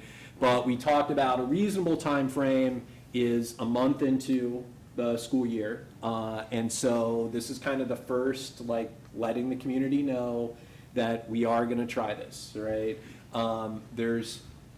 Did the image get into the packet? How did that? I'm not finding it. Because I saw you dropped it in, that's so, But- yeah. Well, we need to get it out there. Yeah, I'm sorry. But there's a mock-up of the project. It basically involves making Walnut Street one-way. It also would fix the wonky intersection at Limestone and Xenia and Walnut, all right, where I think there's a lot of confusion. It proposes turning, like, kind of extending the sidewalk into a nice hike-bike trail. I mean, it's a great idea. But again, you know, we gotta see what impact it has on the trucks that deliver things into town. People need to, like, get used to it. We need to get feedback and see, is this really a good idea? Do we need to tweak it, and that sort of thing. So, Which way on Walnut? they had proposed one-way south.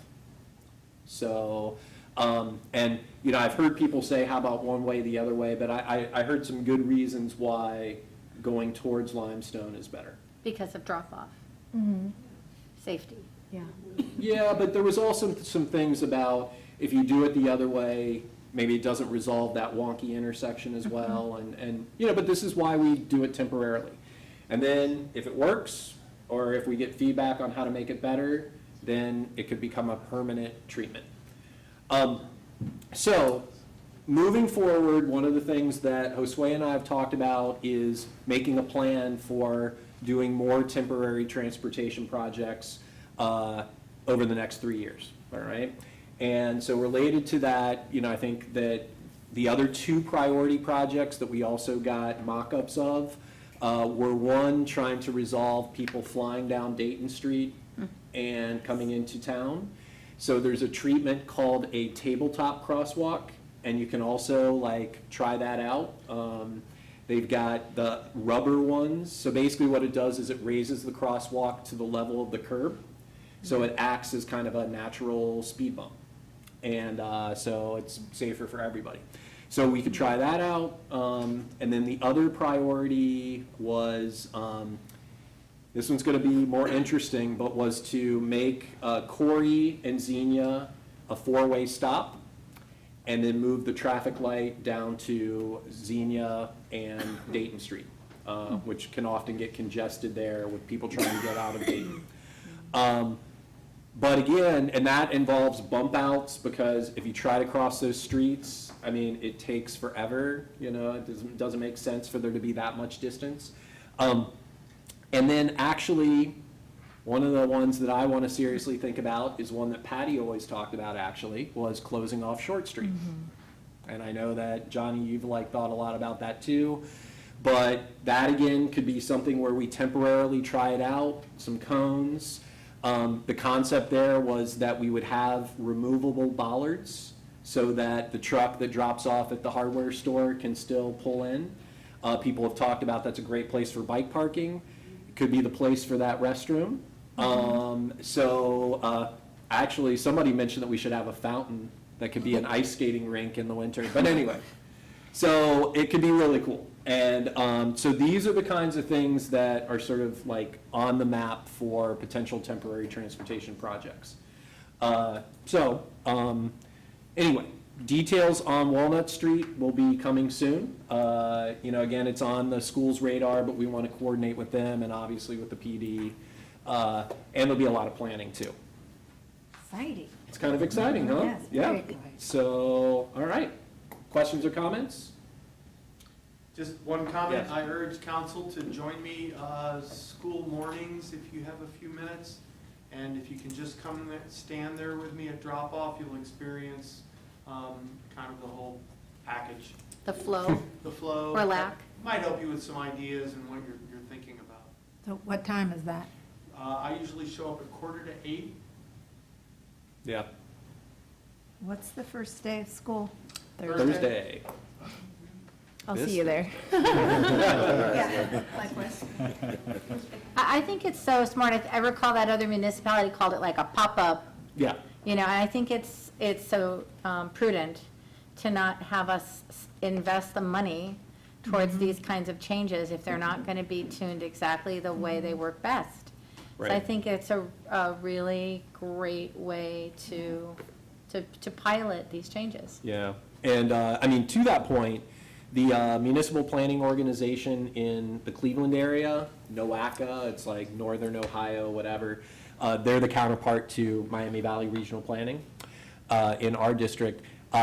They have a street supplies program at NOACA where they've purchased all the stuff and municipalities can borrow it. So I have already talked to MVRPC about setting up a street supplies program for our area, and they seem to be open to it. So, and then they can use federal, dollars to buy that stuff. Because the tabletop thing I mentioned, I mean, that's like $30,000. So I'd rather borrow it than invest in it. So there's a lot of stuff that's being talked about with this. And, I think the other thing, Lisa, like you said with pop-ups, I mean, it's really a way to engage.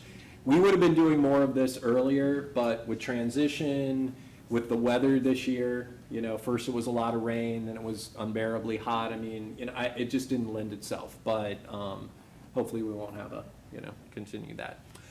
Okay, so that kind of rolls into the other thing I wanted to mention. I've mentioned it before, but I guess I want to see if this is something we want to move forward with. So in the past, we had the Bike Enhancement Committee, and it was under the umbrella of Planning Commission.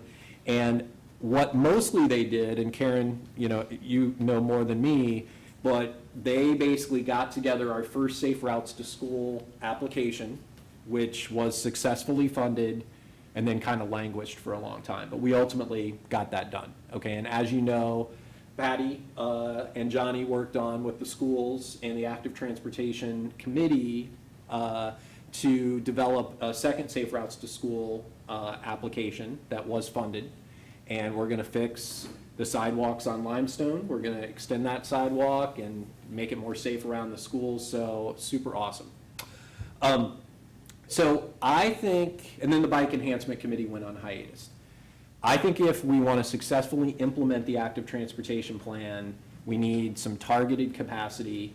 And so, I know we don't want to necessarily expand our commissions and committees too much, but this is one where we've got some great local expertise.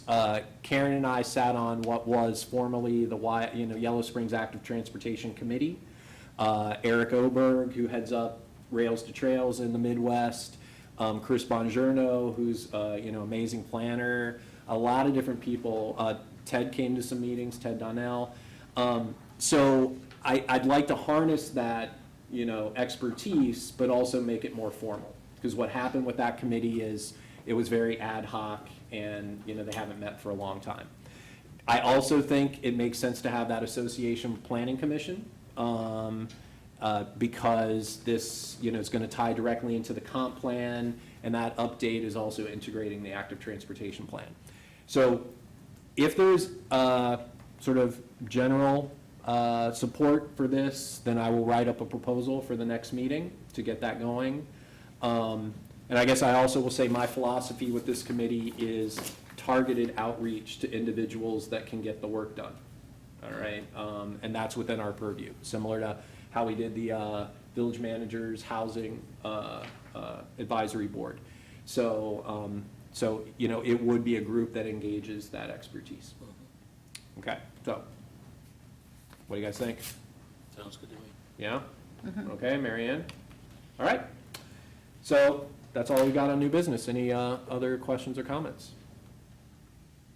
All right, Josue, manager's report. All right, thank you. I've covered the residential solar. We've devoted a lot of time and energy now, aside from working with the organizers. Johnny and the team have been working on how do we operationalize this? What's the next step? And making sure that we have the bandwidth in the office to handle the 70-plus applications that are on our queue. What are we up to, Johnny? Probably 70 close. Yeah, so a lot of enthusiasm around this. Got some updates, mentioned the enhancements we're doing to our 2 parking lots. We've added 40 additional parking spaces at Railroad Street, And What's the total now at that parking lot? Total number of spaces? 72, Okay. so we're considering a couple of design patterns to get up to 72 parking spots. Okay. So currently, about 30 were, before 30 were pit fitting in there? Is that Correct, the- about okay. 30, yeah. And depending on how well-organized people were. I don't think you got 72 in there this weekend. No, we were watching and didn't work for a while. Yeah, so I think it's going to take a few aggressive design concepts to get people to modify their parking behavior, and also what entry points and exit points are in the parking lot. So we're working through that this week. I think we're expecting the parking bars, they're here already, so we order all the parking bars to set up the new design. So we're ambitiously shooting for 72, may get pretty close to it. Okay.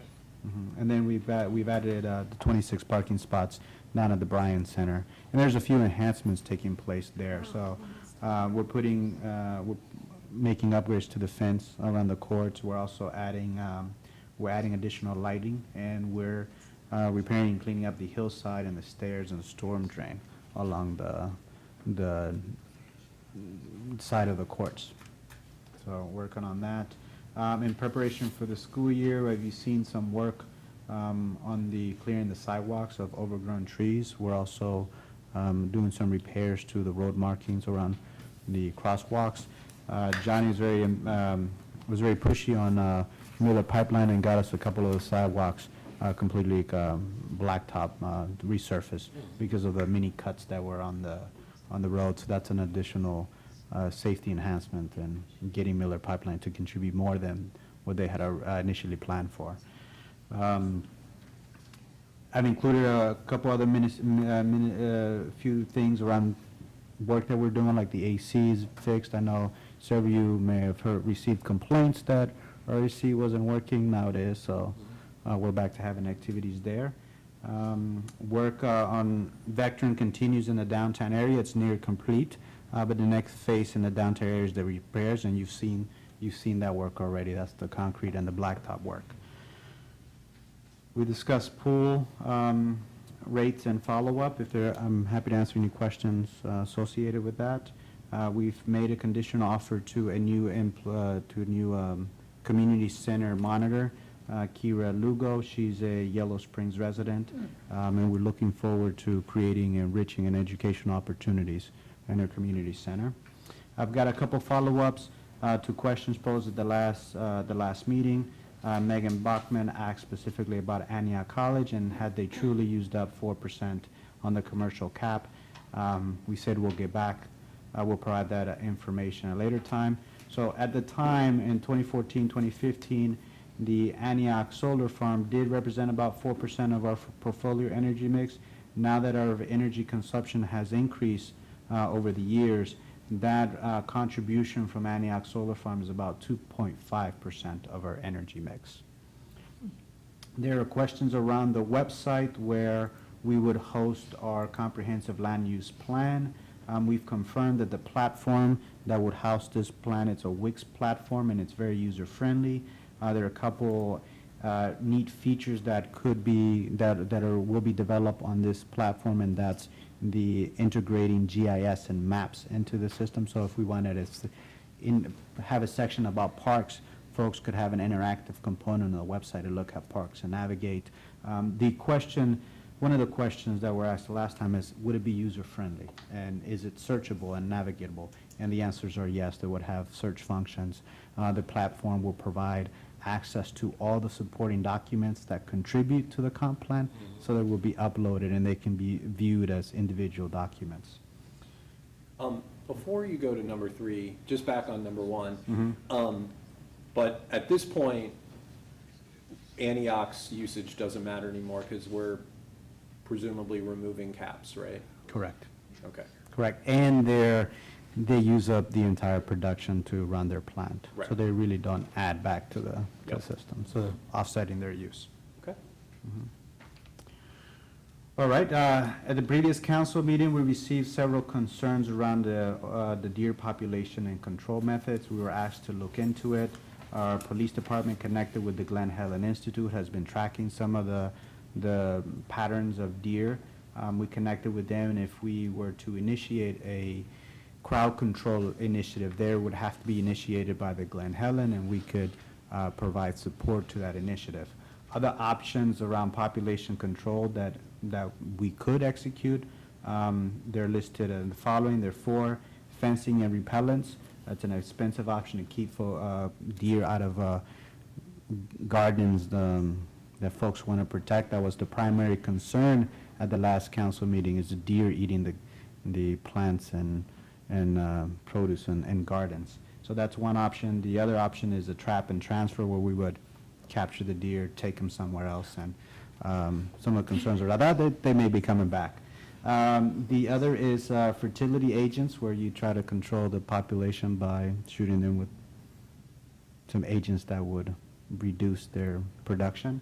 And fourth option is bow hunting, which seems to be a very cost-effective option in Ohio. So I have a question about that, the fourth option. Mhm. If there were private property, if there were private property in town, which, let's say Vernay would be a site, or Mhm. Friends Care might be a site, that's big enough where deer do populate, is it legally possible, if we set up safeties and the property owner agreed, to have bow hunting, to call some of the deer? Yes, and that's where we looked at the Glen Helen Institute, Yeah. that we could do it there, and that's. I know Yeah. I understand that part, but Mhm. we've had such an increase of deer in the village itself, who apparently are actively living in the village. They're not living in Glen Helen, they're living in the village. Right, yes. So, Where they're going with the food is.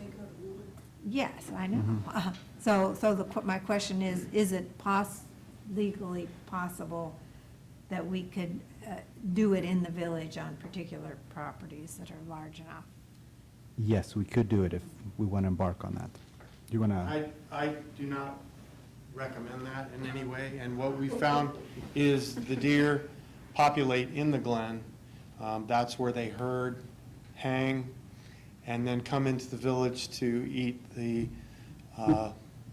sustainable growth that we've created. So I think, for starters, personally, I think the best option up front is for private citizens and gardeners to create an environment that keeps the deer out as best possible. And I can add that Mitzi is a little bit of has some experience in working with her system. I don't know how well it has worked for you, but I noticed that you've been doing that for years over there. She's creating tall, live wires around, I should say, fishing string, basically, but the deer can sense that, and that's an option. As far as the eradication goes, ODNR, the private property owners, would be the ones that accept that. The police department in Yellow Springs would simply facilitate and assist for safety. But bow hunting in the village would not be something that I would suggest at this time. Good. So, oh yeah, Patty. So the deer population in the Glen is something that Nick Budis and I talked about even before I left. I mean, we've been talking about that for a while. And let me make something clear at the outset. I am a non-hunter, but I am not an anti-hunter. So hunting is an incredibly valuable wildlife management tool. And I have seen deer yards where deer have starved to death over the winter because there's not enough browse out there to support the population. And the deer are living in the village because they're running out of the glen because the glen can no longer support the population because it is so large. Trust me, I feed them sedum and spirea and hydrangea every night. And I'm okay with that. But I think that the Glen option of a controlled hunt within the Glen to ease that population burden would actually decrease the number living in the village, because they're going to go back in the Glen if there's going to be food to support them there. So I just want to say that, because Thank you. I'm a non-hunter, not an anti-hunter. I would, I don't want to see them starve to death. And that's what will happen in a deer yard over the winter in the Glen. All right, thanks, Patty. Any other comments? All right, well, I mean, I think it sounds like you guys are already talking to the Glen, so that's good. I guess I get the sense that there's some openness to bow hunting if it's very controlled and we're very careful about it. I mean, if there are other properties that we're not thinking of that are like the Glen, I mean, I remember, didn't some of our team members hunt at Sutton Farm or whatever? Is that still happening? Okay, you guys got that area taken care of? All right, cool. So, no deer at Sutton. All right, so we're good there. We may have a cookout of them. Okay, so I guess keep us updated. Yes, we will. So- We have a couple more things to update, Johnny. Sorry, I got this at the last moment. I didn't get to talk to Josue this afternoon. On the crosswalk striping for elementary, high school on the last Safe Routes to School, they will start that tomorrow at 5 PM. They'll be running from 5 PM to 5 AM, Tuesday and Wednesday. As far as the road closures on Dayton Street and on West South College, I'll take full blame for that, because if Vectren didn't get that done today, they had to pay for the striping going back down. And it has to be done by Wednesday, and so I told them if they wanted to close off that part of Dayton Street, they had 3 streets right there in a row, they had detours around. I seen some negative comments, but we did it for the safety of the kids, for Thursday morning, to get the kids safely to school. So if it inconvenienced you for 5 minutes, because drive another block or so, I apologize, but my concern was the kids going Thursday. The gravel on Fairfield and East Enid, you've seen complaints on that one. That is not Miller Pipeline. That is a product that come from the micro surfacing, and they put it in high traffic areas. What they do is they lay it down, and then they throw loose stuff that is not a mix. So when cars rotate their tires, until it gets cured underneath, it does not damage the original surface. So it will go away. If it's not gone by the end of the week, we'll have it cleaned up. But that's not Miller Pipeline dropping pea gravel everywhere. We actually, that's part of the micro surfacing that we did. And I think that's all I have. You covered, and we've posted these updates on Facebook. Good. At least through our, Yes. the gravel, The the gravel. aggregate, so. And we always do it on the website too, right? Correct. Okay. Correct. And then looking forward, this is the one that I talked to you about today.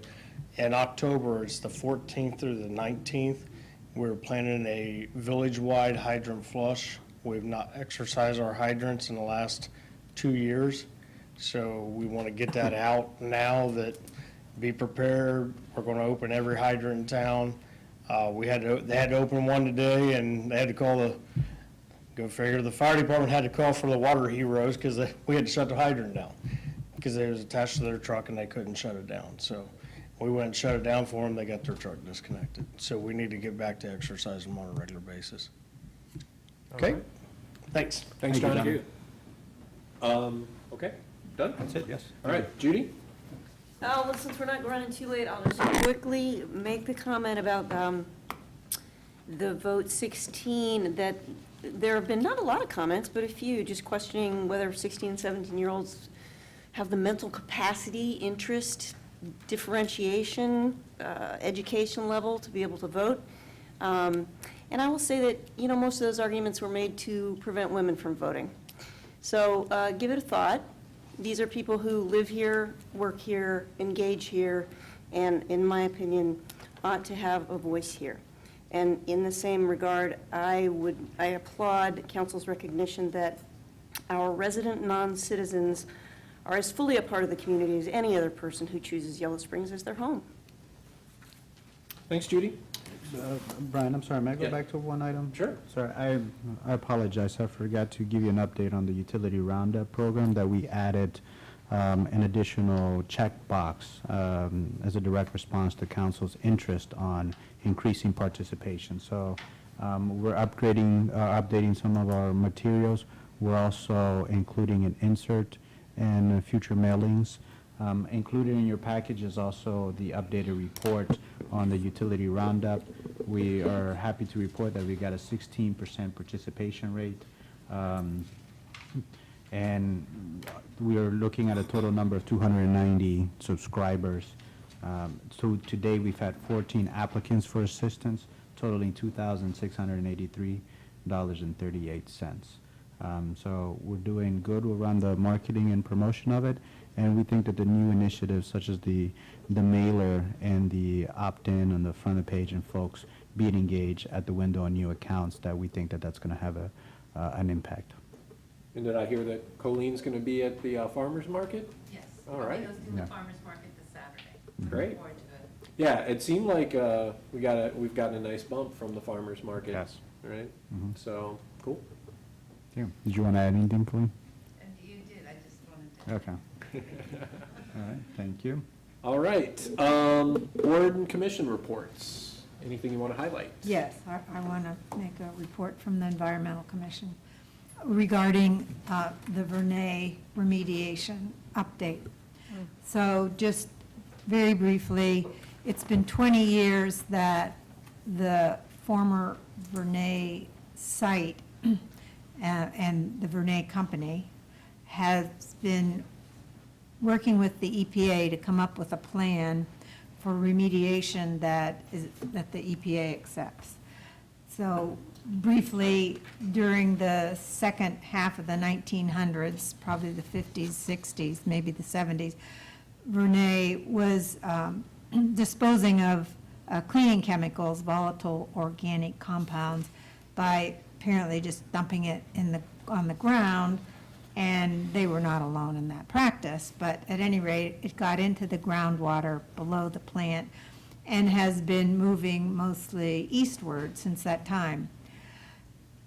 The neighbors, a neighbor group near Vernay sued and won a suit and has a technical organization that's been working with them to assess the plan that Vernay continues to come up with for remediation. And between delays with the EPA, delays with Vernay, and maybe the neighbors group, it has taken 20 years, and all that's happened in the 20-year time basically is that Vernay has wells in which they're trying to contain the plume, and has developed what's called a corrective measures proposal. So that proposal is at the EPA right now. The neighbors group has, and their technical advisors has looked at the corrective measures proposal that Vernay has. They think more needs to be done. Basically, you might say they think twice as much needs to be done as the proposal. Now, the Vernay lab, to their credit, they have a technical organization, scientific organization that has supported this proposal. So it's sort of like two scientific organizations are disagreeing on what needs to be done, and the EPA will make that final decision. The Environmental Commission last year weighed in on what Vernay was proposing, and council was apprised of that, and we sent a letter to the EPA. And as it turned out, the proposals that our Environmental Commission recommended were very similar to what the EPA said. In other words, the EPA said, no, you have to have more stringent plan than what you've done. So now we're at this other iteration. I want to give a shout out to Nadia Malarkey, who contacted Hope Taft, who has a huge mailing list, asking for any consultants who might work with the village to look at all of this data and help us decide what kind of comments we might make before October, when the EPA will have an informational session. So Abhinash Agrawal from Wright State and Denise Taylor from UD met with some of the Environmental Commission members and Josue, and may meet again at another meeting.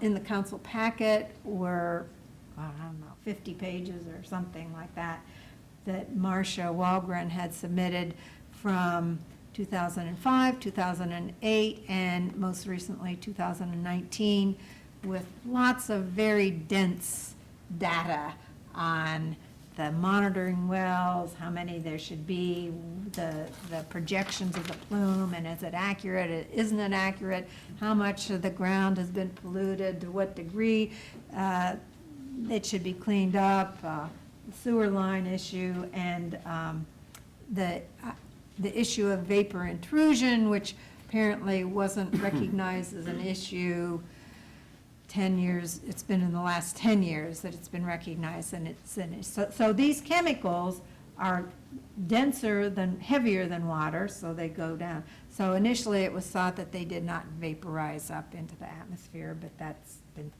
proven incorrect, they do. So there are all these various issues floating around, and the village, well, clearly we, as we have said in the past, have an interest in having that property be remediated to the best possible level and as soon as possible.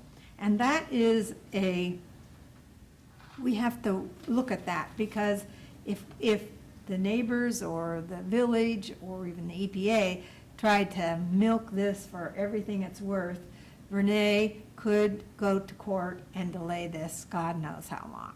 So trying to find a middle ground so that we can get the remediation to actually happen is important. So EC will be having some more meetings to come up with some recommendations for council and the village government to send our comments to EPA well before the October meeting. We don't know when this meeting will be, but we will let people know as soon as possible. So does anyone have any? I'm not going to try and delve into the details more than that. I'd just like to add that there's 2 meetings that we're planning. One will be for the council and the staff, and then we'll have a public informational meeting that's geared towards providing information to the public. That the village itself will do that. Yes, with the EPA, so the EPA. Okay, Yes. That's the October meeting. That's the Right. October meeting. Okay. Yeah. Karen? I don't believe that the village has ever had legal or consultant direct consultation on this property and on the problem. And I'm wondering if you should consider perhaps a more formal process of getting advice from a consultant. I mean, I think what Nadia did, reaching out to folks, is great, but if somebody isn't legally liable for whatever recommendation they're making, I think, so you might want to just think about, do you need a hired consultant? Independent counsel. Right. Would you like me to jump in, Marianne? I don't know. The last time we did this, Tom Dietrich and Duart Headley reviewed all this information, both of whom are environmental engineers and have expertise in this. This is not an area that I have expertise, so I would open up to council and Josue. Do you think we need a formal consulting relationship? So when we started to have this conversation about what to do with the upcoming comment period, we discussed the idea of hiring a consultant to do this work. In that exploratory phase, Marcia shared her legal counsel's response to the plan, provided expert opinion on what will protect the homeowners in the surrounding property. So it was in a very detailed report. I read through most of it, and certainly dense material. And then as the conversation evolved, we've reached out, or Nadia had connected us with these two experts, that this is what they do. They provide consulting services around environmental remediation. They have a different approach to the work, but this is what they do. So we've got meetings scheduled where we're following up on what's the next steps. So we've had this initial review with folks who've had many years of experience. I think Arwell has 20-plus years at Wright State teaching remediation courses and providing consultant services around this. So I personally feel that we have two experts at the table, and we're getting different perspective. The next step, we have meetings to discuss next steps. What are the things that we need to look at to provide an opinion on this? Now, one of the professors agreed to provide written comments on the proposal that Vernay has submitted. So we took that, okay, that's we're getting an opinion from an expert. I think how in-depth we want to go about our commentary from the village, I think that's something that we need to discuss with Environmental Commission. If the current experts that we have that are assisting us, will that provide enough inputs for us to provide informed comments to the EPA, or do we need to hire someone to go in more detail or explore something that we're not currently exploring through the two individuals that we have access to now? So are these professors experts on the legal implications around liability? We didn't speak on that particular aspect. We talked about remediation methodologies and technologies, and that's what our conversation revolved around. So I think that's, I mean, that's what, I don't know if that's what you were thinking about, Karen, but that's what I was interpreting. Okay. So I do think we might need to consider, that, especially given the Balance Act that you talked about, and how do we come to some kind of compromise. That may be an area where if the village is going to take back that property, for example, right? Then what are the implications for us? So just what's the, so I think there's like two aspects. So one is this, expertise around like the remediation, but then also around, what the outcomes might look like. In terms of outcomes, I know that I've heard from various people, individuals, that there's an interest for the village to acquire that property. Is there a strong interest to do that? And should we be looking for legal counsel? How do we do that while still protecting the village from liability issues and ensuring that Vernay contributes to the future remediation of the site? Well, and so there's the issue of, would we want to take over a brownfield? Yes. And if not, how long it would take to remediate it so that it wasn't considered a brownfield. Then there is the issue of, would Vernay be interested in selling us the property? And that is a separate issue, and because of the negative relationship that was created a couple decades ago between the village and Vernay, it had appeared that Vernay was not interested in being accommodating to the village. That was my sense. Now, of course, people change at Vernay. They're not even here. I think they've even shut down their little office on South College Street. So they're just not here, so. I know Patty has been in contact with them more. I don't know if you. Well, so it sounds like we need to have a sort of noticed discussion about this, right? 'Cause It is, I think it is total of 40 acres now, just about, including Rabbit Run Farm, so it's a sizable piece of Okay, so property. I mean, I think that's, so I think we've got some issues that we need to think about, but I also think, I mean, if we're gonna really dig into this, this needs to be an agenda item, not just kind of snuck in, right? So, okay, so anything else you want to highlight? No. Okay.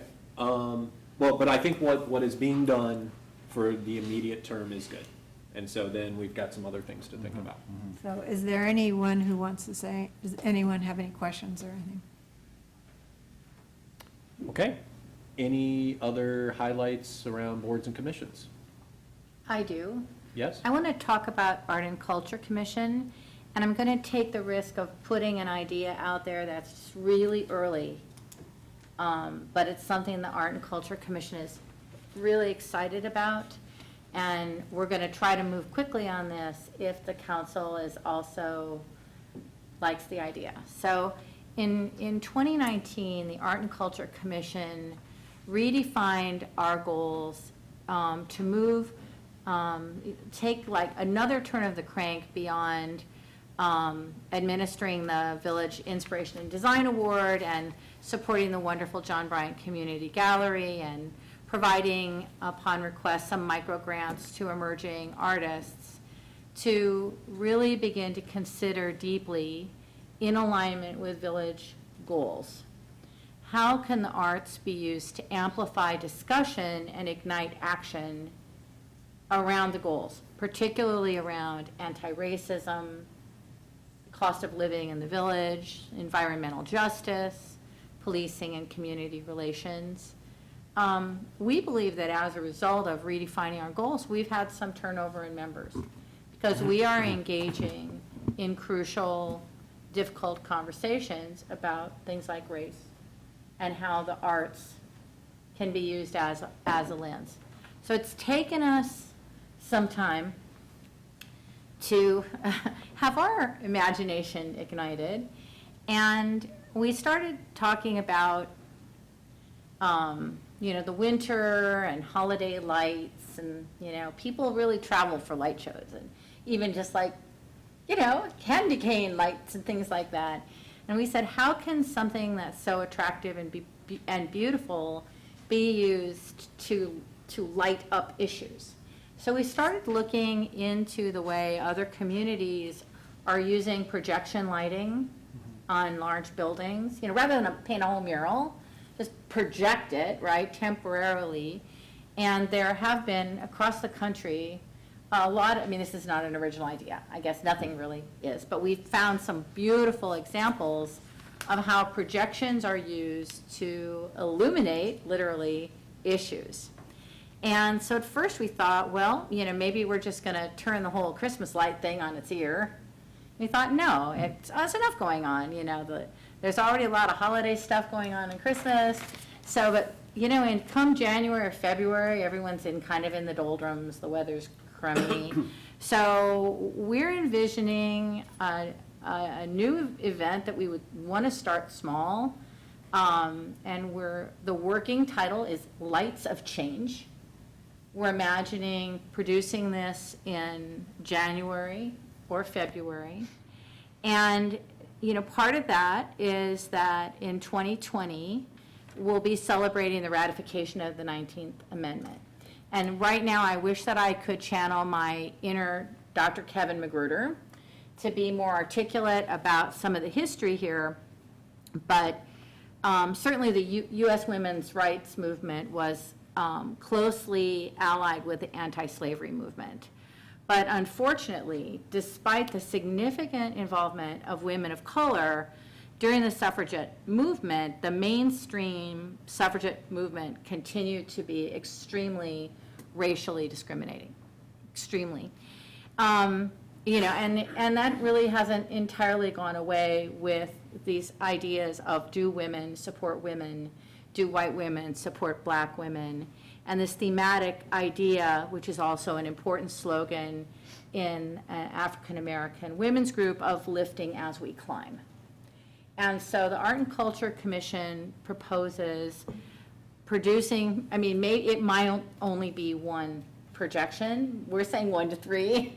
A projection art show focused on Lights of Change to celebrate the anniversary of the 19th Amendment. And that's our idea. What do you think? I think it's sort of late to be talking about this, is what I think. I mean, I think it's great to put it out as an idea, but, Well, actually, we have some interested artists already. Of all of the various art forms, projection's pretty easy.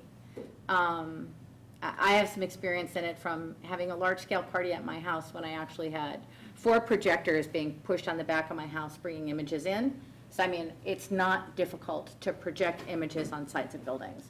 The work that artists do, it's basically like you use a computer, you put together a slideshow, and the equipment projects it. So it's as art forms go, the word for the night could be pop-up. I mean, a lot of it could be a pop-up kind of a thing. It's pretty easy to produce.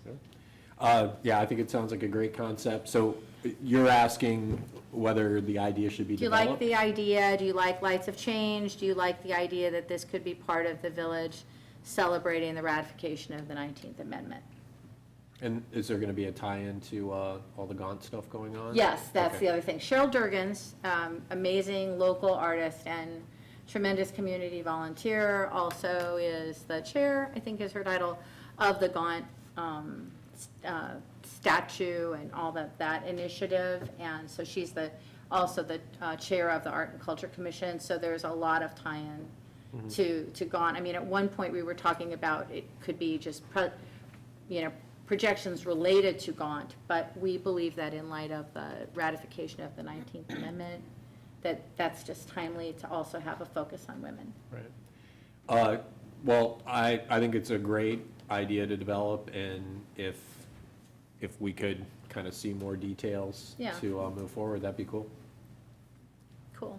All right, good. We're excited about the idea. Sweet.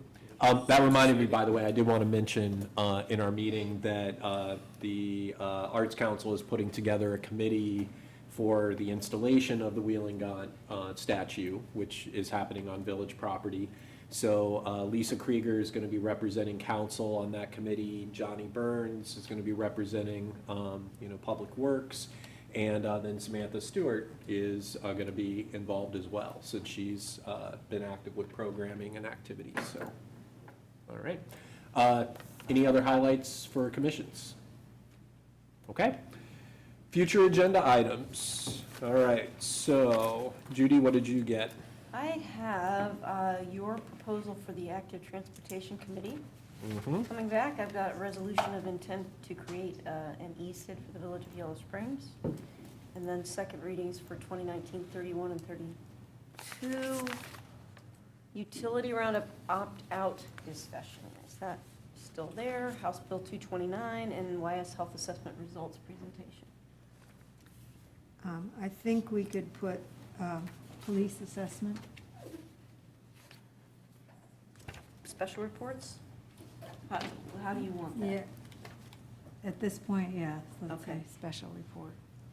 And in light of that, I would recommend pushing out the health assessment results to the 16th. Okay.